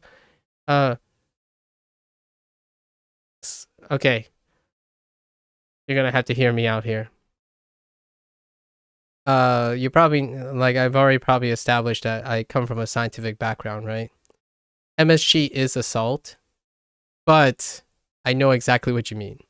As in, like, it's the table salt, like NaCl and monosodium glutamate, but they are both salts. So, in a way, you're correct. If you're ever wondering, if you say that to someone, you might get mixed responses. Like, someone will agree with you, it is just salt, and then another person might not agree with you. But my spin on this is that technically, salts is a category of compounds that would include MSG. Monosodium glutamate is a salt, but it's not table salt, so it's not sodium chloride. However, monosodium glutamate has sodium in it. Yeah, so it's funny because I want to share this with you because culturally, the scientific community qualifies as another culture, right? It's a subculture of larger cultures. So, like, as a chemist, or like as someone who's has a scientific background, I agree with you. It is just salt. Like, you could say that. It's very fair. It's a fair statement. And it operates like salt. It very much operates like salt, but it's like better salt because it has glutamate. It's like salt enhanced with glutamate. You still have that salt property.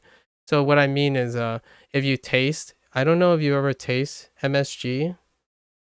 Have you ever, like, I've done this before as a kid. I wouldn't recommend it, but I've taken MSG and just, because family operates restaurant, it does taste salty. So, like, there's properties of salt that gives you that salty taste. It's not bad for you.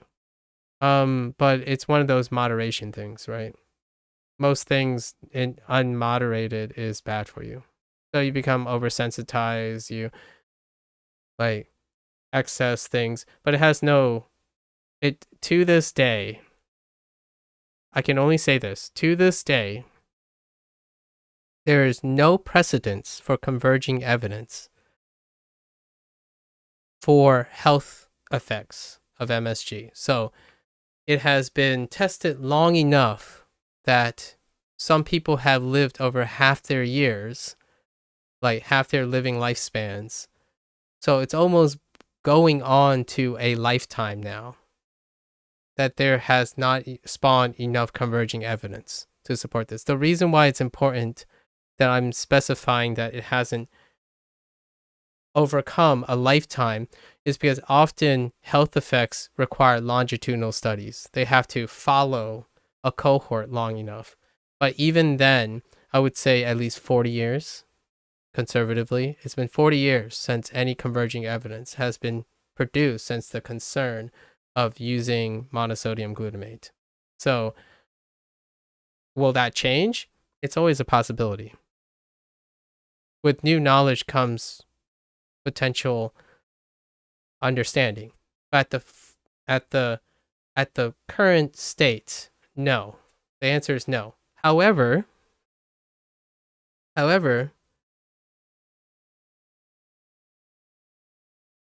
you can use so many other things.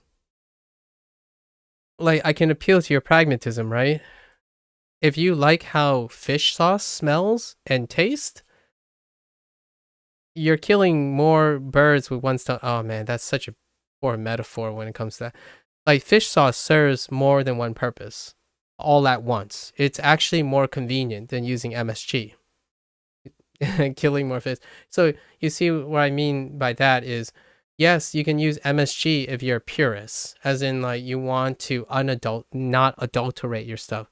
So like for example, um, the difference between a mixologist, I don't know why I'm going to alcohol, but this is the first analogy that comes to my head. So like a mixologist tends to want to have control over what creates the final product, like the taste of the final product. So a lot of times they would favor concoctions or like things that have neutral taste. And those things are like MSG. If you want to create something that requires not a lot of variables that can affect your final product, MSG is very convenient. But generally speaking, most of our dishes nowadays already have an additive that provides equivalent. So a lot of times, yes, MSG can be a concern or whatever, I guess, however you're saying. But in practice, it's rare that anyone would require MSG in any scope or extent that could even elicit a response, like an unhealthy, like, I don't know what they've done before. It's not like it's going to be pragmatically achievable. Like what I mean is realistically. So it's kind of like uh the wine thing. I know most people like to cite this, and there is some converging evidence, but drinking wine can have some health benefits, preventive benefits, right? But you have to understand how pragmatic it is to achieve those health benefits. Scientific discovery tends to do with bootstrapping with very specific conditions, even excluding the usual thing where like this only happened in mice, these are in animal trials, and it's not transferable to humans because of the complexity of humans. That is like surface level. That tends to be a way that's very relatable to the masses, right? To when you report in journalism and whatnot, that is a very relatable statement that allows to exercise caution about how research is transferable to pragmatic use in life in general, let alone be applicable to humans. However, all the nuances are shrouded. Most discoveries are made under specific conditions so that they can see the effect. So, can those conditions, how often are those conditions possible in practice? That's usually where the nutrition and dietitians have a lot of work to communicate. So, like MSG, for example, if they can prove that MSGs have any deleterious effects, it would be in an incredibly extraneous situation now, since all the obvious ones are exhausted, right? So if they eventually discover something that is deleterious about it, it will be very unlikely to be something that happens in practice. So instead of a lot of times, when I say I'm being fair to scientific answers, like questions, as in, I always say there's a possibility, but we have to put perspective on this. For the last 40 years or so, all the testing conditions would likely start conservatively to reflect something that's impactful in human life. So if they've already exhausted all those conditions, in order to prove something, they're going to keep exaggerating the conditions until they can find a possibility of effect. But once they report that effect, that type of condition, that specific condition, is often glanced over, as in like, is it possible? And the drinking wine thing is a great example. Like, how does that fit into a lifestyle in order to even achieve that effect? Well, the research is not concerned with that.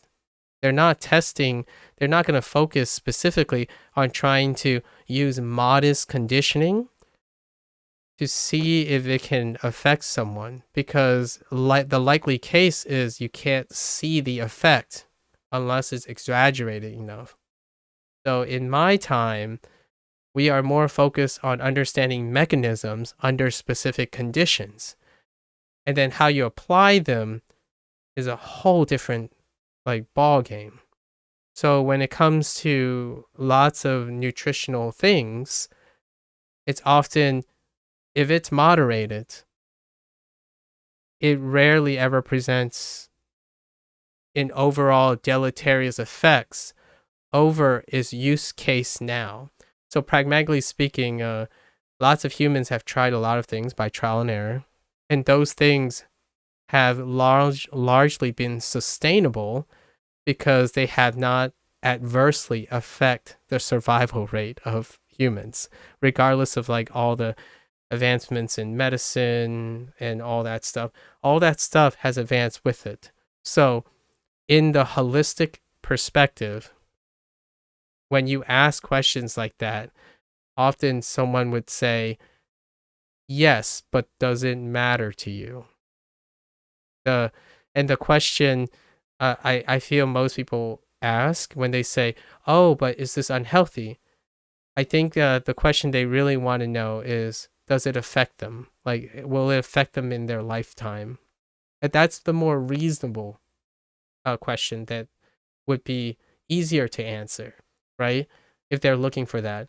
But min-maxing your life based on research,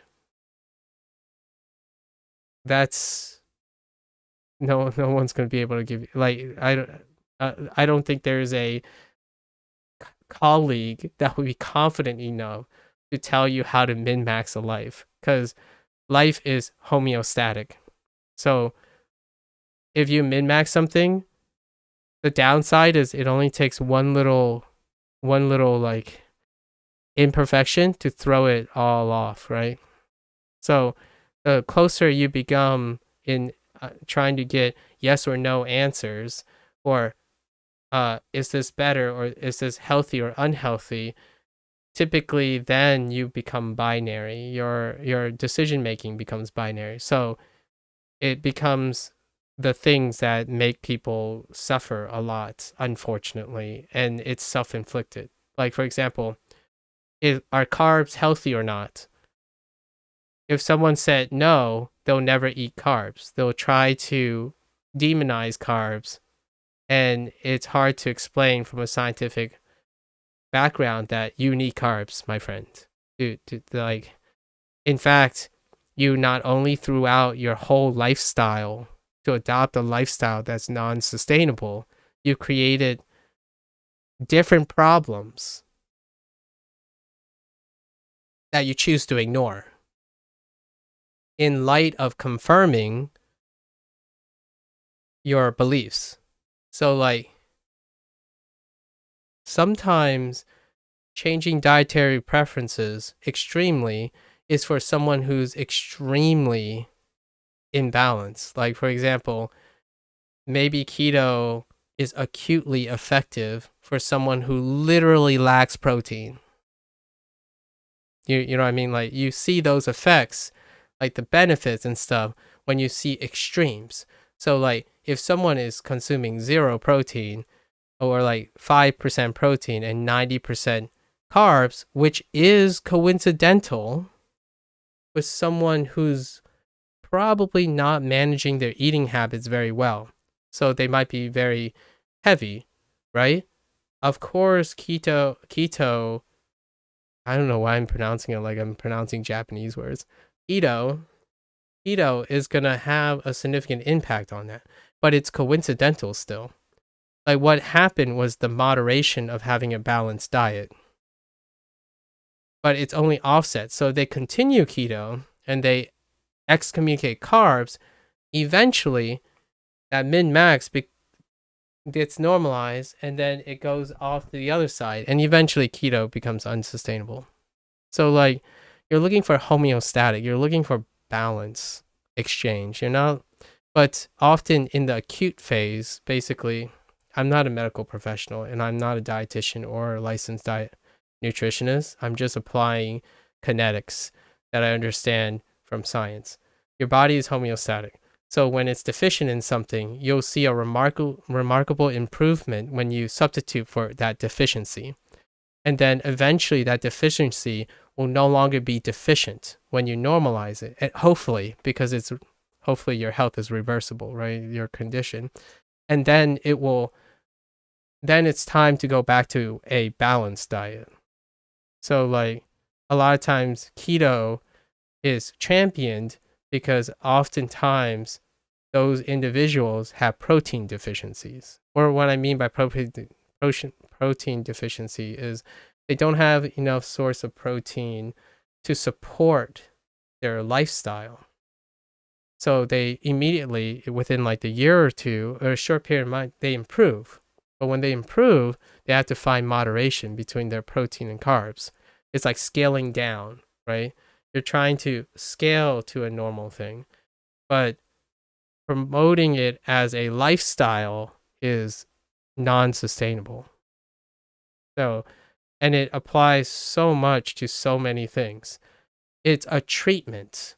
I know how that sounds, but if you're someone who has an imbalanced life, like you keep saying yes and no's, like I should eat this but not that kind of thing, like I have to eat only this and not that, it's because you're min-maxing. So you only go like, there's only hypersensitivity in min-maxing. You're not moderately consistently being exposed to things, right?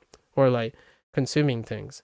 So inherently something's going to be imbalanced. So when you try new fads, it's ironic. I mean, this might be intuitive or counterintuitive. A lot of times it's counterintuitive. If you're into fads and they have binary thinking, you're going to inherently swap between them.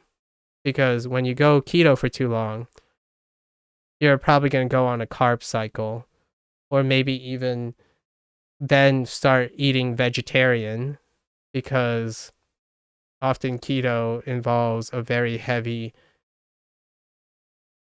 like animal protein diet. But then something about that becomes unsustainable because it's very binary, it's very exclusive. Then like eventually it comes down to you combine all of them, like find the balance between all of them, right?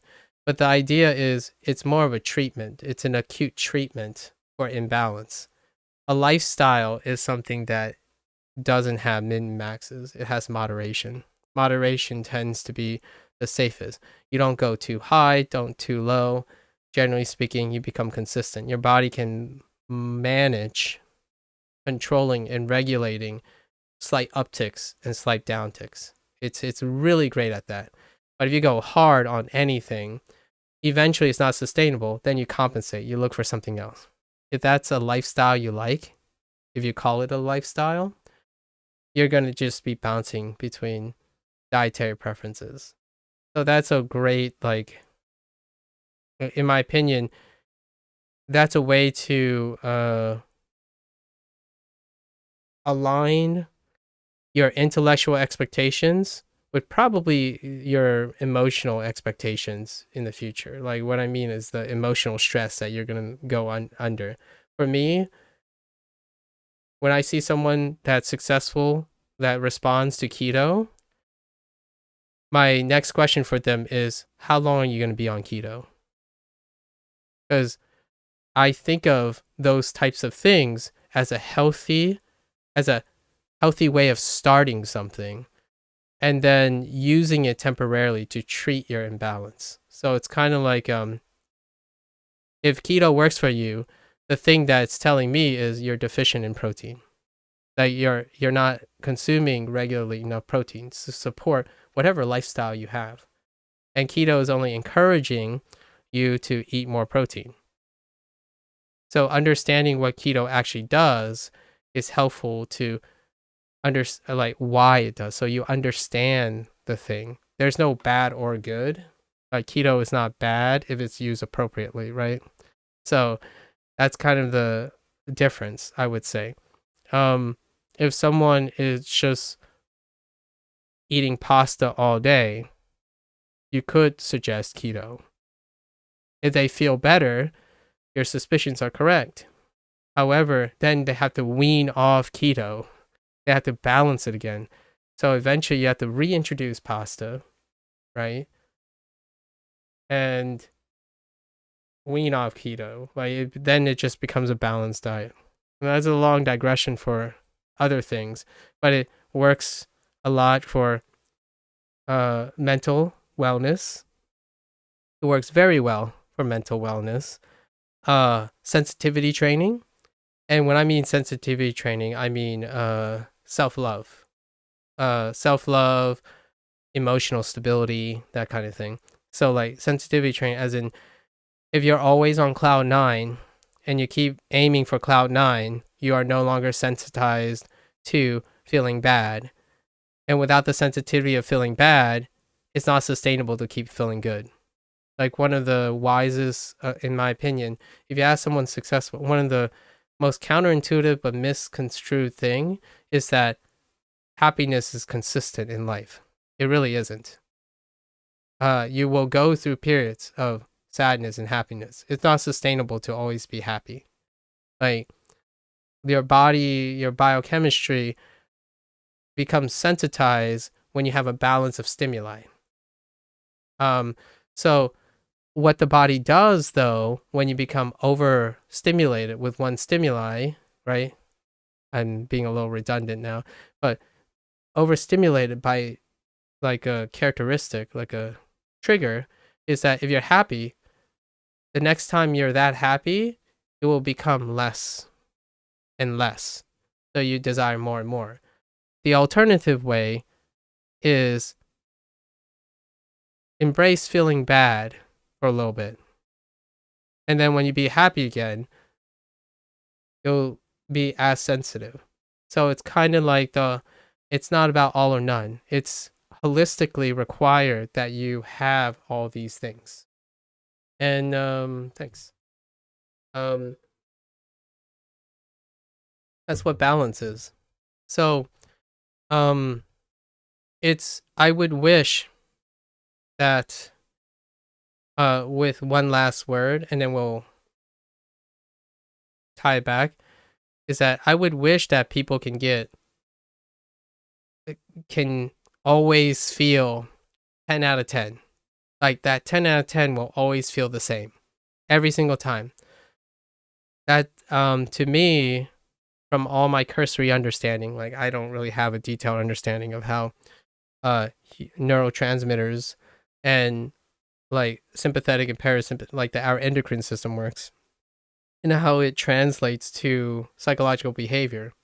But anecdotally speaking, like all the stuff that the body works in, it is incredibly efficient at taking in a stimuli and then becoming dull to it, like becoming null to it. And it's always been the case, in my opinion, so far that I'm aware of, that when you provide something in excess, it loses its effectiveness. And it is human condition to everything. Here's a fun thing. Like, here's a great way that this is one thing that I've talked about when it comes to skill development.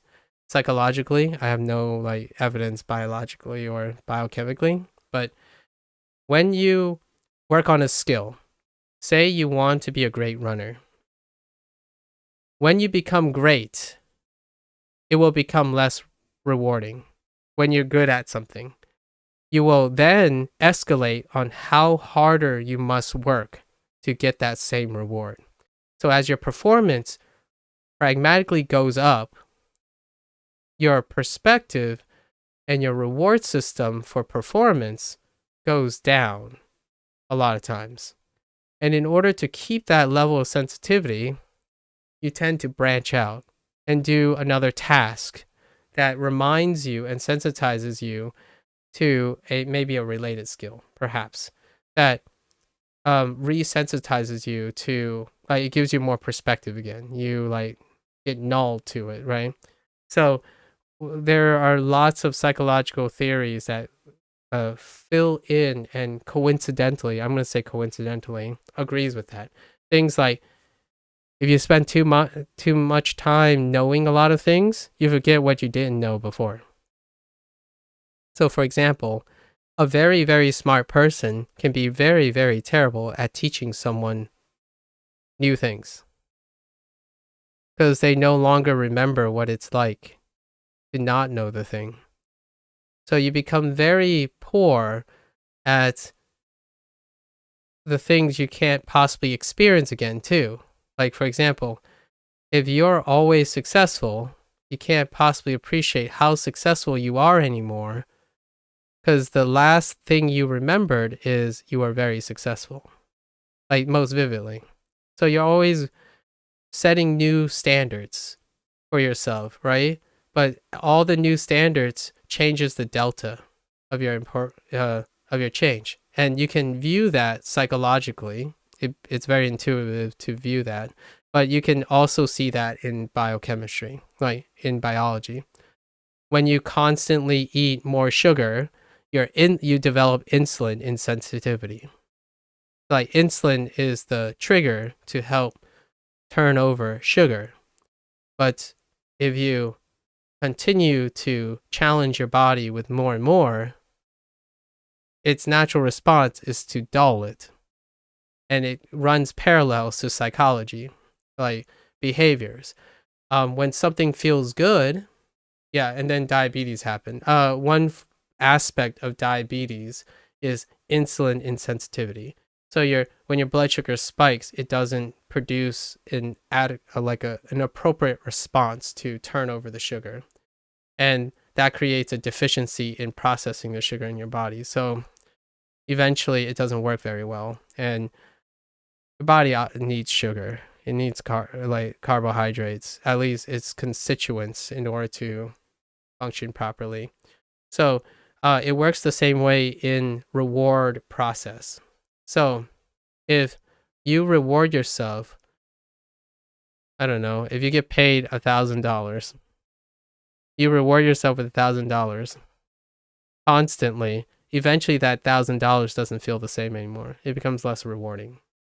So that creates dopamine insensitivity. Or like, it's not that you lost the ability to be sensitive to dopamine. It's just the stimuli is boring, or like it's less stimulating. And everything is relative to that.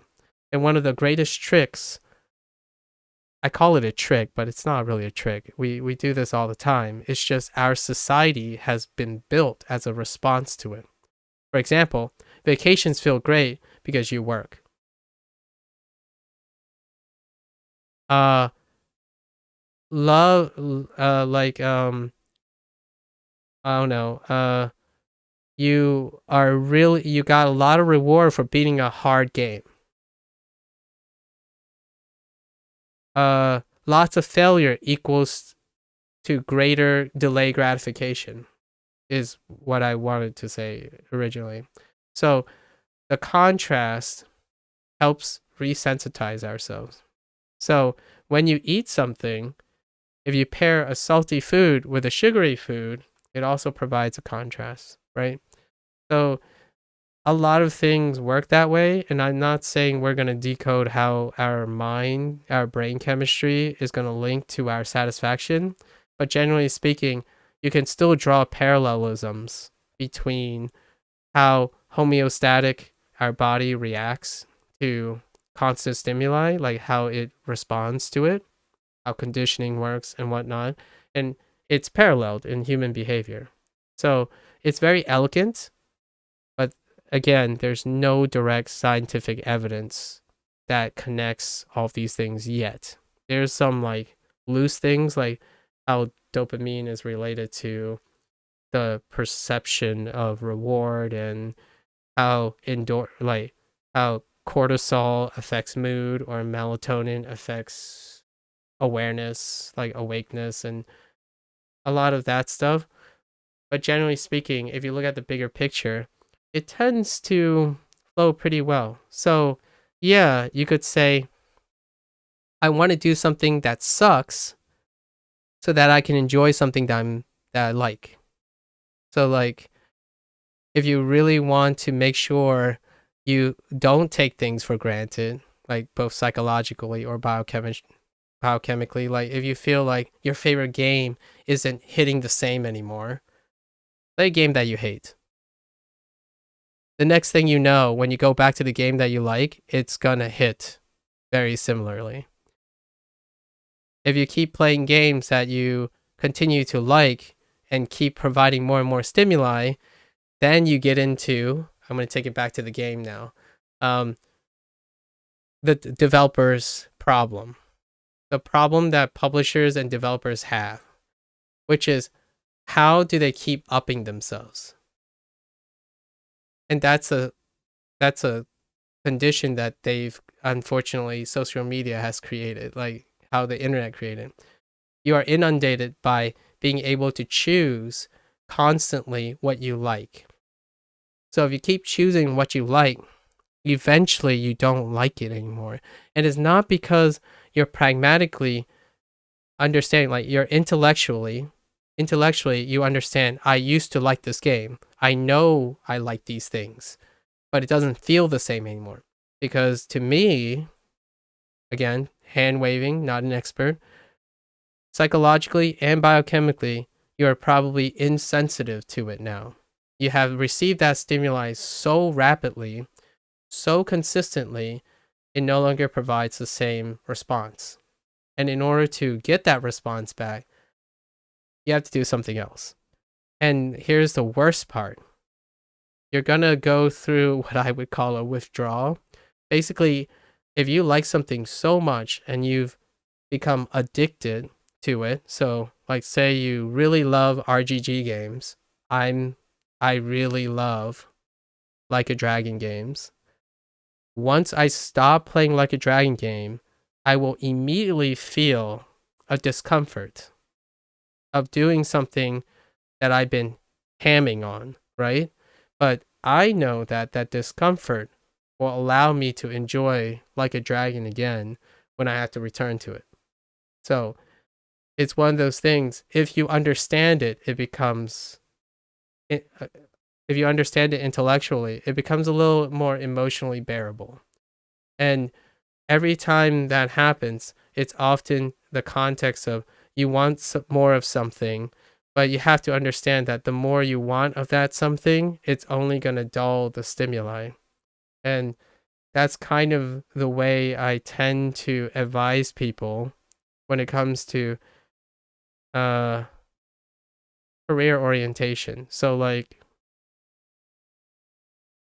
how do you acquire new skills, right? One of the biggest barriers of acquiring new skills is the withdrawal you go through by spending time doing something you don't know how to do or you're not familiar with. Inherently, it is very insecure. It's very anxious inducing. There's a lot of anxiety. And that's how your body reacts to having to rewire, having to redo, like, become accustomed to something else. So that whole like idiom about humans are afraid of change, it's not necessarily they're afraid of change. They're just conditioned to always do the same thing. They're more efficient over time at doing the same thing. So when you become too accustomed to something, you got to ask yourself, how long do you want to do it? Because eventually it doesn't put out anymore. There are very few things in the world that will keep consistently put out. And you eventually have to do something about it. So it goes back to keto. If keto is putting out, eventually it's not going to put out anymore. What you're doing in a balanced diet is you're constantly, slowly fluctuating up and down. It's multiple stimuli. It's a lot of different things. It's constantly keeping your body in flux. If you go ham on anything, it's going to become less effective over time. Great example, and here's a double take. One last example about how things become less effective. when you're a runner, like for me, for example, if I ran 3 miles a day, I can guarantee you those 3 miles, if I ran them the same way, they will be less effective in 3 months. It's easier, I become more efficient, but it's less effective. And then you can parallel with some, psychology. If things are easier, you feel you're working less. But effectively, you are working less because you've become more efficient. So you have to work harder. So then you have to run longer distance. That's a change, but it's a change that will give you more performance, but you're effectively constantly working harder to get more out of it, both psychologically and physically. So eventually you get diminished return, right? It's like a I guess an asymptotic function where eventually it becomes so overwhelming that you can't pragmatically do it anymore. So a lot of times it's like, how do you do it in running? You add sprinting to it. So you spend time sprinting, sometimes sprinting, and sometimes long distance running. So as you become more complex, your body doesn't become used to something. And it's kind of ironic here. It's kind of counterintuitive, but if you want to be good at something, you have to be used to it, right? You have to get really skilled at it. The downside of that is when you become really skilled at that, you become weak in everything else. Like you're not investing time in anything else. So it's the duality. It's the human condition. So you have to choose a balance that allows you to be emotionally okay with it. And that also involves your health choices, your eating habits, your lifestyle. It's a really big, I know it's a really big, like we're casting an incredibly wide net, but in the end, it's so elegant. And then now we go all the way back, what did we even start on? I guess we talked about like political sensitivity at first. Then we talked about multiculturalism. And if I can tie it back to that, it's that I like that RGG is stirring the pot, or they're taking risks to stir the pot. Because ultimately, if we spend most of our time doing a certain thing, right? Playing the same games, having the same like video game experience over and over again, it won't put out anymore. Risks are needed for progression. That's interesting. I think I'm gonna say I would use the word change are needed for progression. Because change is neutral. Risk would imply it has a downside, but we can't interpret if it's a downside or not until we actually do it. So you need to swap it up. It has a possible downside, but it also has a possible upside. But risk is negative inherently. It's focusing on because if you say taking chances are needed for progression, there's a chance for upsides and downsides. But if you're taking a risk, you're only looking at the possible downsides, generally speaking, in terms of word choice. So risk are not needed for progression, if I was going to use that word. Chances are needed for progression. If you know what I mean. Like, it's a way to, like, if you ask someone, if someone's suffering, right? If someone says, I don't get it, I'm not getting better, I'm not feeling happier, and you tell them that you need to take risks in order to get better, they would immediately think of all the downsides. And it's not, it would be, it's a habit that I tend to be a little bit more argumentative about, because I want you to have chances at I want you to take chances because you want to progress. And I can't guarantee you that there are positive or upsides or downsides. But without change, you normalize. So like I know a lot of people think of it this way. One last hot take. This will be a hot take. I won't digress into this. The saying, the American idiom, or a lot of times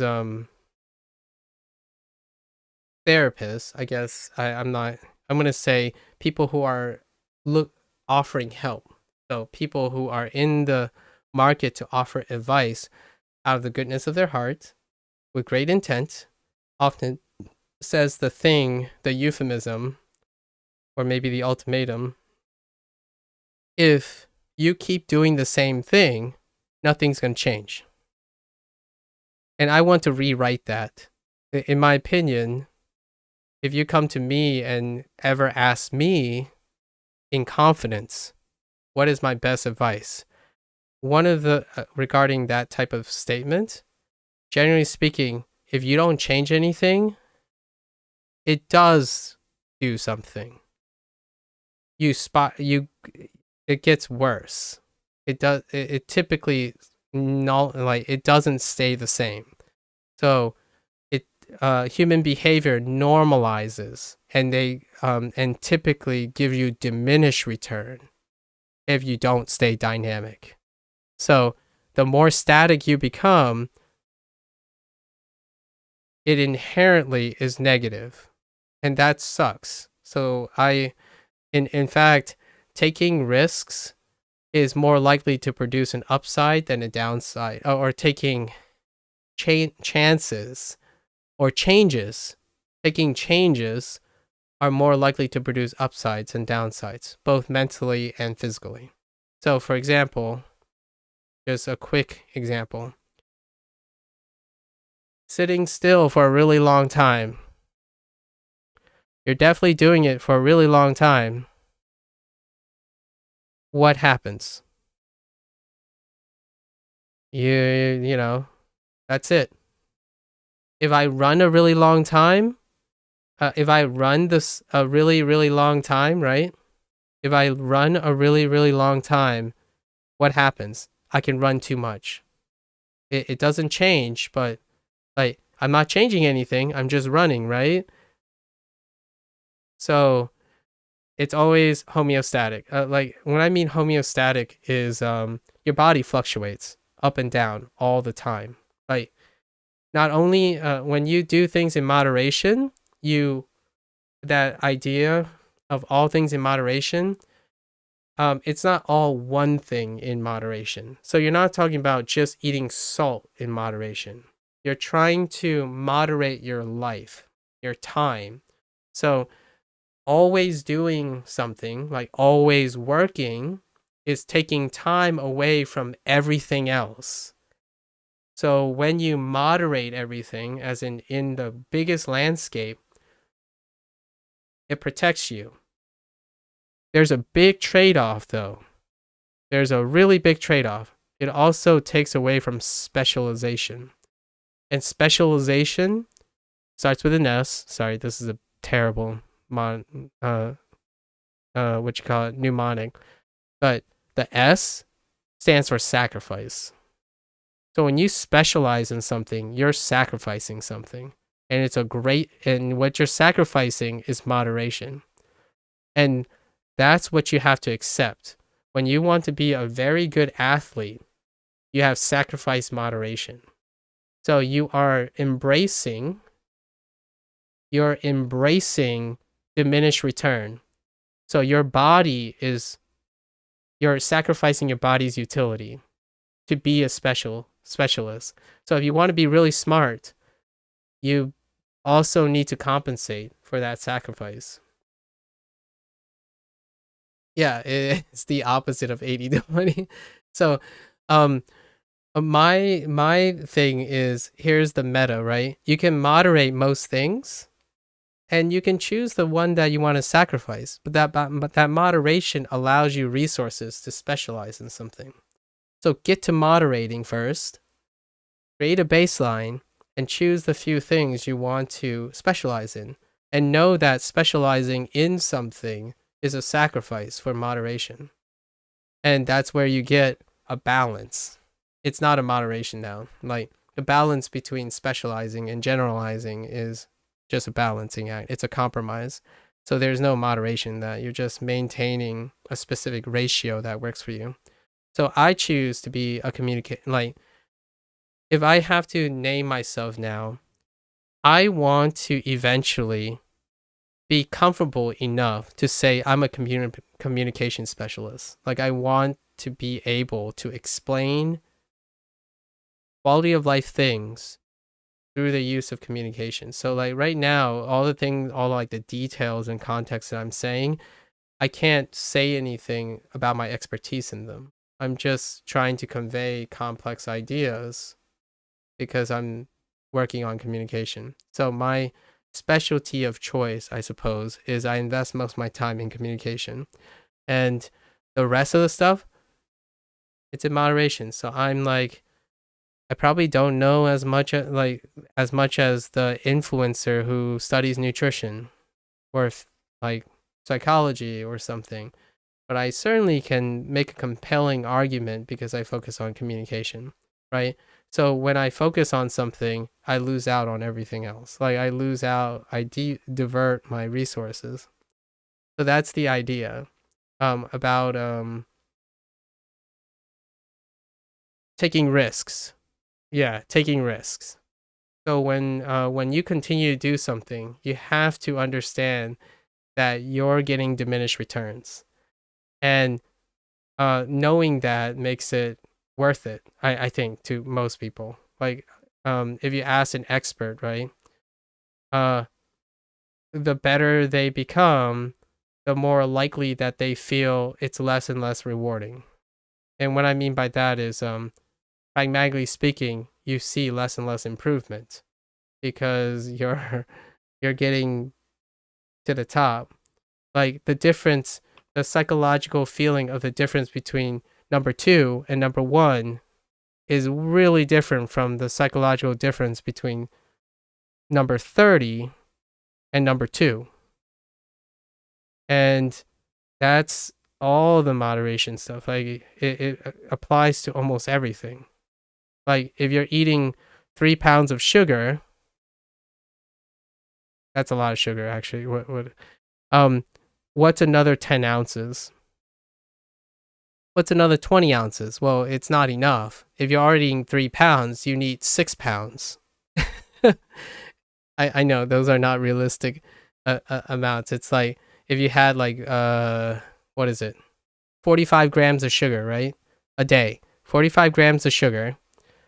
What's another 5 grams? Well, you're already at 45 grams. So 5 grams doesn't seem like a lot. Maybe you'll go for like 65 grams. Eventually it'll cap out and relatives become 45 grams is a lot. I'm going by a daily value. I'm going by the FDA stuff. Or is it FDA that it's not FDA. It's the USDA, sorry. The USDA. I generally just take a can of Mountain Dew. Sorry. Like I think can of Mountain Dew has 46 grams. So that's usually what I do. I just take a soda can. They basically don't spin conspiracy, but it's very convenient that sodas tend to have the maximum allowable daily value in 1 unit that they want to sell. It's very elegant.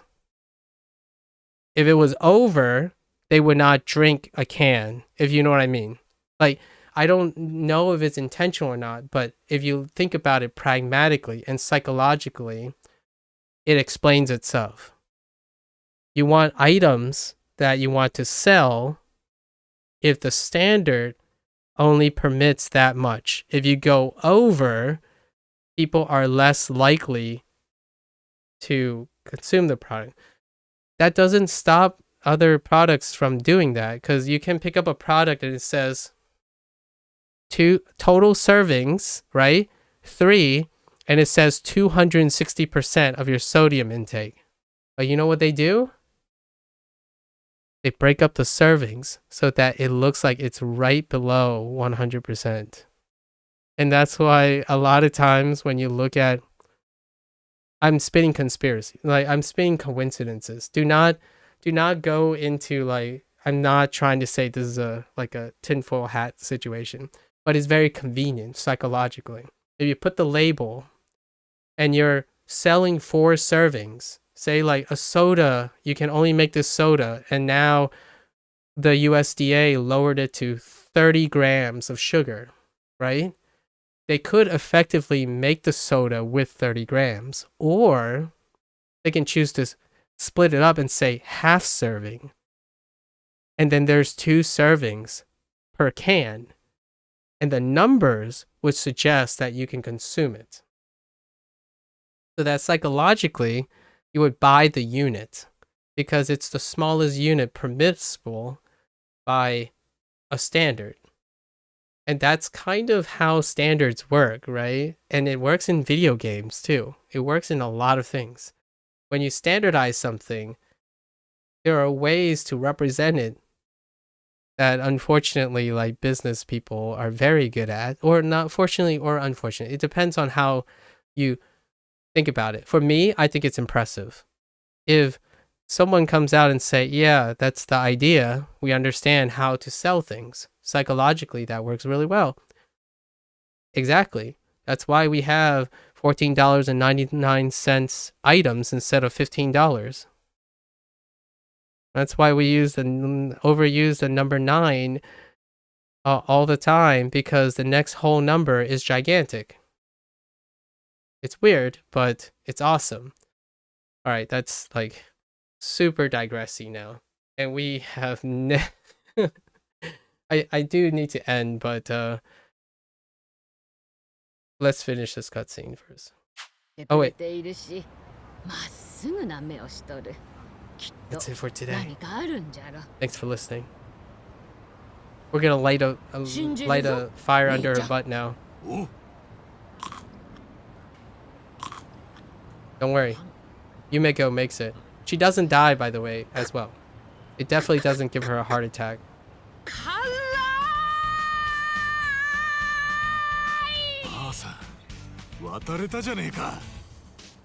It does look like she kind of ran right into the building, though. 辛いやら嬉しいやらで涙が止まらんよ。でもあの頃に戻ったみたいだった。それもこれもキムチと兄ちゃんのおかげじゃ。しかしあのキムチは本当に辛いの。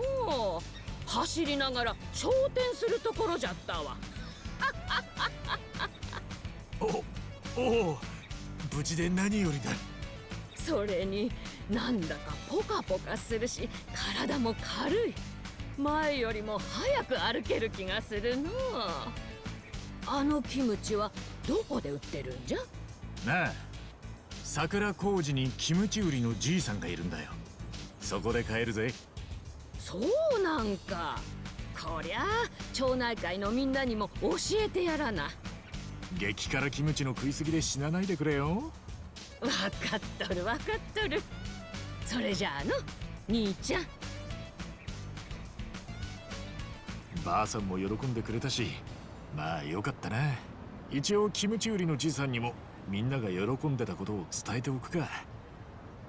Okay, we're gonna save it here, right? And then I can tie this in. You see that lady right there, Yumeko? She spent her whole life wanting to be on her 2 feet, right? She did a lot of things, just constantly trying to just keep doing what she's doing, but eventually she couldn't, right? She couldn't. She is having trouble. What was her solution? Her solution was the willingness to take a risk or a chance on a stranger who is offering a solution that she hasn't considered. And the miracle kimchi was right for it. Now, if that isn't an elegant way of demonstrating what the possibility is when someone has done something so long, the risks, right? The chance often has an upside and downside. Because when you spend so long thinking a certain way, you should there's nothing else like you can possibly milk from that. Like there's no return on it anymore. So any risks or any chance is more than likely to introduce something that you can use, is probably the better way to say it. If you are so experienced in something, taking a chance on anything else, you are so experienced, you will be able to use that thing to produce an upside. So rather than making it appear like you're gambling, like you're taking a chance, it's far more proactive, in my opinion, to know that you can trust yourself to extract an upside from it. So a great example is if you ran for a really long time and you decide to start sprinting, or I don't know, you decide to play soccer, you will inevitably gain and transfer most of the things you already know and then apply that or extract that from anything that you've introduced that's new, because you're incredibly competent. So the chances of not finding value in something new is very unlikely if you ever get into a situation where you spend so much time invested in something. It's you don't have to trust me, you trust yourself. So if you're ever in a situation when you know you're opened, like you have accepted that, yeah, I'm going to take this chance, generally speaking, the human mind works wonders. You'll find the value in it yourself. So if there's anyone you trust more, you can trust yourself to do so. And for her, I don't think there was any possible way that kimchi wouldn't have worked. Like, for example, wouldn't have an upside. For example, what is another possibility that this would happen? She would not get across the street, but what would she have done? She would have tried the kimchi and she would have made a new friend. Who knows that they get, like, it's always possible for someone to spin it in a positive upside. When you're running out of things to do because you've exhausted the things you're doing, generally changes are inevitably going to be positive because you're already in a negative state, and nothing is really relative to saying, like, for example, the Yumiko loves to walk and do that thing, but it's not putting out anymore. Her body is not putting out anymore. So anything that helps her or could potentially help her is still better than not doing it at all. And that's the goat right there. I feel that's a great way to wrap the thing up. Like, if I can't run anymore, gosh darn it, I'm gonna find a different way to run. But it also means changing something, right, that you're doing. If your video game is not putting out, then you inevitably go find new video game to do it. And the early adoption phase is very exhausting. It's very costly. But generally speaking, you find it. Yeah. Yumiko, living legend. I don't actually know how old she is. It's suggesting that she's like 60 plus, right? Because she Casca refers to her like as a grandmother figure, so I'm guessing she was 60 plus. That's a long time to be like wanting to run and stuff. That's great. That's how I'm gonna spin it. It was a great digression. I really appreciate that you guys were chilling for digression. Typically my digressions are like 3 hours, so I think we were like going on that past 3 hours. It was wonderful, and I hope you have digressions and discussions with other people, right? Yeah, it was nice talking. I hope you guys, both of you, are doing well now. You know, like I hope the two of you are doing well. You're better. You broke all your streaks. Wait, is that a bad thing or a good thing? That looks like a...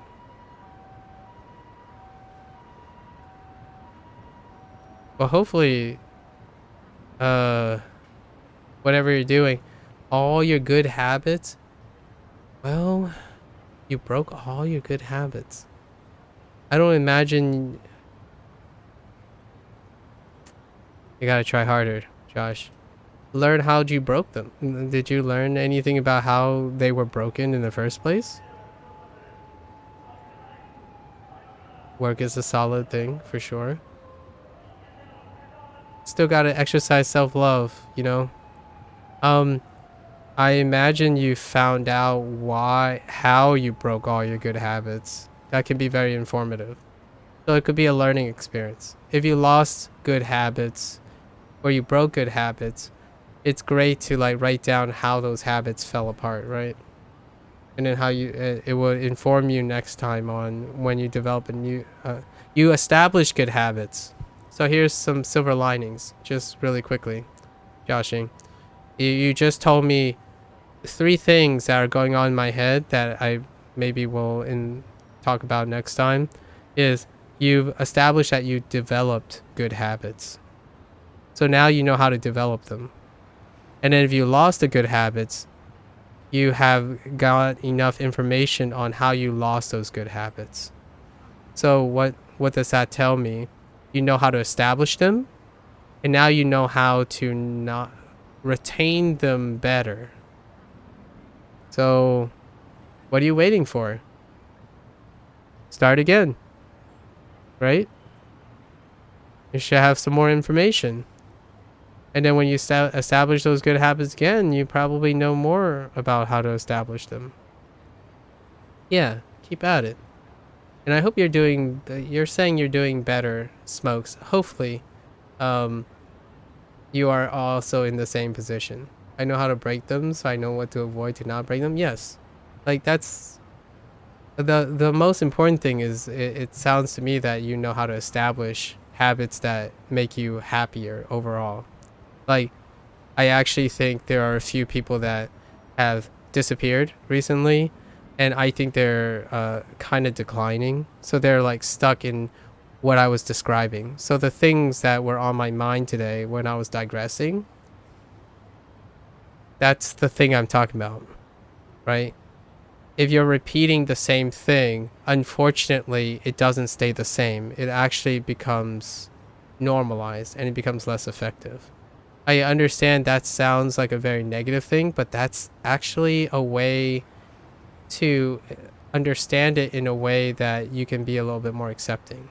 And then it kind of promotes you to want to look for new things. And that it's not a fear tactic.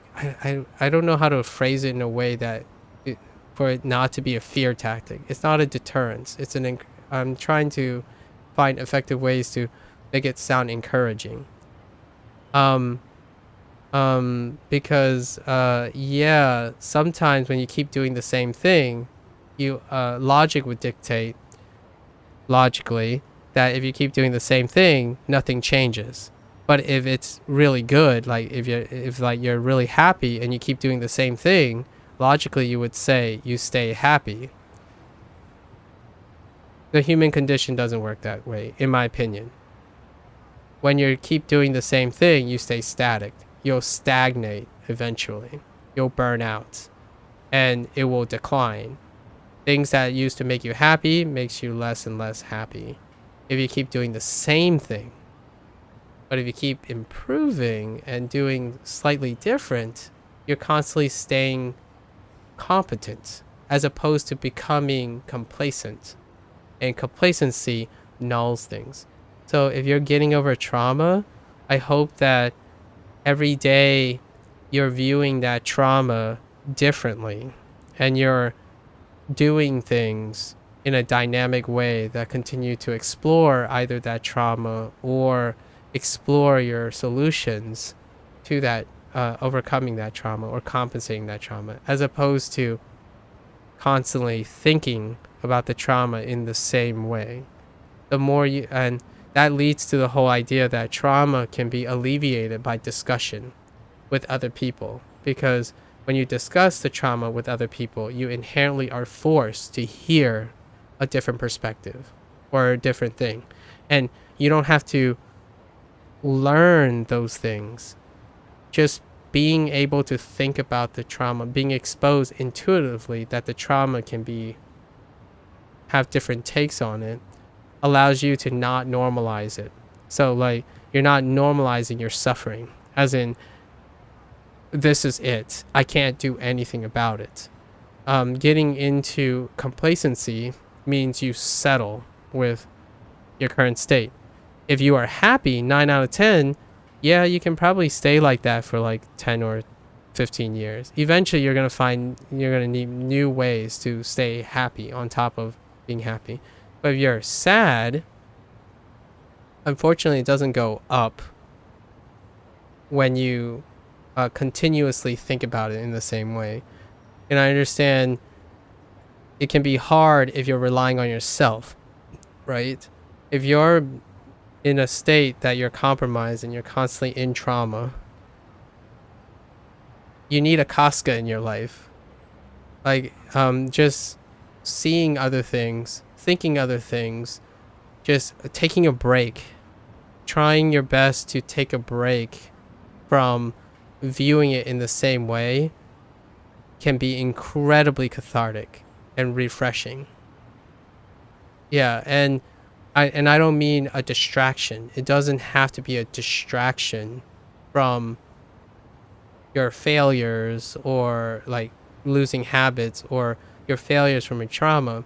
It's the idea that you can accept the trauma and constantly talk about it in a different way. And you don't have to do it. Someone else can do it for you. Like if you're really tired, right? And you don't want to talk about it, there are other ways. You can have someone tell you what they think. And you can sit there, just take it in, right? Just know that that other person is making the time investment to offering you something you can work with, something that can break the trend.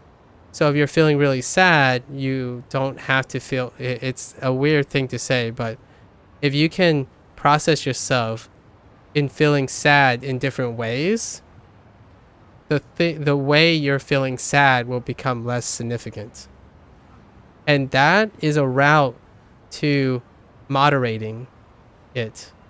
So like this is a really terrible example. Like this is the only example I think about. Like we use whataboutisms a lot in a negative way a lot of times to accent, but we can use whataboutisms in a positive way. What are whataboutisms? For example, we used one today. Rice is very common to the Chinese diet, but it is also common to a lot of cultures. So what does that do? Rice for Chinese people become less significant because you know that rice is common to other cultures. If you are sad about something and you learn many ways that you could be sad about it, the way you think it's sad becomes less significant. And what I mean by that is it's not a solution seeker. It's a way to better manage grief and sadness and trauma. And this comes in many forms. Usually most people use euphemisms. They use euphemisms or silver linings to moderate all of it. It's to divert the energy. Misery deserves company diverts energy. So for example, if you're miserable and someone says, well, if it makes you feel any better, my life sucks too. And what happens is that your suffering gets diverted to another source. So you're sharing. So it's like spreading it out. So as crazy as this may sound, if you can't think of something positive, if you can't think of something positive to get out of things, or like to counteract and cope with your negative thing, finding different ways to express that negativity takes control over it. It encourages you to learn more about the trauma or the habits or something, and it's still more proactive than not changing anything. So your suffering, your net suffering could still be the same, but it comes in a different form. Like, what else sucks? Like, if you're saying this particular thing sucks, well, what else sucks about it? How can I express it even better so that I can express how much it sucks? So now you know how to express it, let alone just suffer in non-expression. If you want to listen, like, for example, some people would look at other people with the same trauma, and that's how, in my opinion, that's how I frame how support groups work, right? A support group is, you no longer frame it as your own suffering. It's a suffering that all of you are contributing to solving or deviating. It alleviates and introduces more things to you. So the alternative usually is try to find something positive, and that positive would counteract. But as someone who might have been in a very dark place, it's very difficult to be positive when you're so down. The delta is so big. So the alternative delta is, instead of doing one big leap, hey, just get over it, be positive, right? One big leap, you can take this level and you can subdivide it. And over time, you just spread out and you become much more comfortable and well-known, like educated about your trauma. And what it makes it seem is it's easier to tackle the little individual things about your trauma than seeing your trauma as one big thing, or seeing your habit forming or habit breaking as one big problem. It then becomes lots of small little problems, and you can tackle all those things, and generally you'll feel like progress. Because if you're trying to get, like, if your trauma is down here and normal is up here, this is a giant leap. But you can break this whole gap up into really tiny things, and it helps. In my opinion, it's generally great. And you can have another person do that for you. You can see other components of what you're doing through media, through social media. So, like, if, say, you suffer from a particular thing, if you can't ever see yourself taking the big, you're not a cold turkey kind of guy, like, just sledgehammer through it, I would probably pick a lot of examples and then pick what's different and what's similar between all of them. And all that, just investing yourself into figuring out all the possible contrasts and differences, it's incredibly liberating, because it tells you over time that you learned more about it. So because you know more about it, you're so competent. Competent breeds confidence, and it allows you to be proactive. It's the same with habit formation, skill learning. In my opinion, I'm this might sound like a life hack, but it's not really. I'm just generalizing what people already normally do in a time of grief, type of trauma. It's just all those are specific contexts. I'm trying to generalize them in the sense that you can apply it. Like you can name examples that fit into this. Like misery deserves company is a great one. Whataboutisms is a great one. Euphemisms is a great one. Think positive also fits. The idea is increasing your competence of things. Your mind is so good when you feel competent about it. Even when you are traumatized, the more you gain about it, it becomes so protective. And then you can, float up and stuff. But reducing all that is the greatest thing. Switching Osu setups cold turkey is so hard. Yeah. You could probably switch less, but unfortunately, common denominator, right? Make it, make it. Perhaps. All right, that's done. We're good. You're probably gonna see this segment go up somewhere. I wanted to end this segment because I'm already ending anyways. I don't know what I'm gonna call this, but it's good. I hope you guys feel better. I hope it's like improving and you find like certain inspiration and yeah, life digressions. Switching hands, oh man, you're gonna have to tell me about that journey, Josh. I'm actually purely curious how reconditioning works in that. So that's gonna be a discussion for another time. Stay safe, guys. Stay healthy. Try to work on that net positive lifestyle.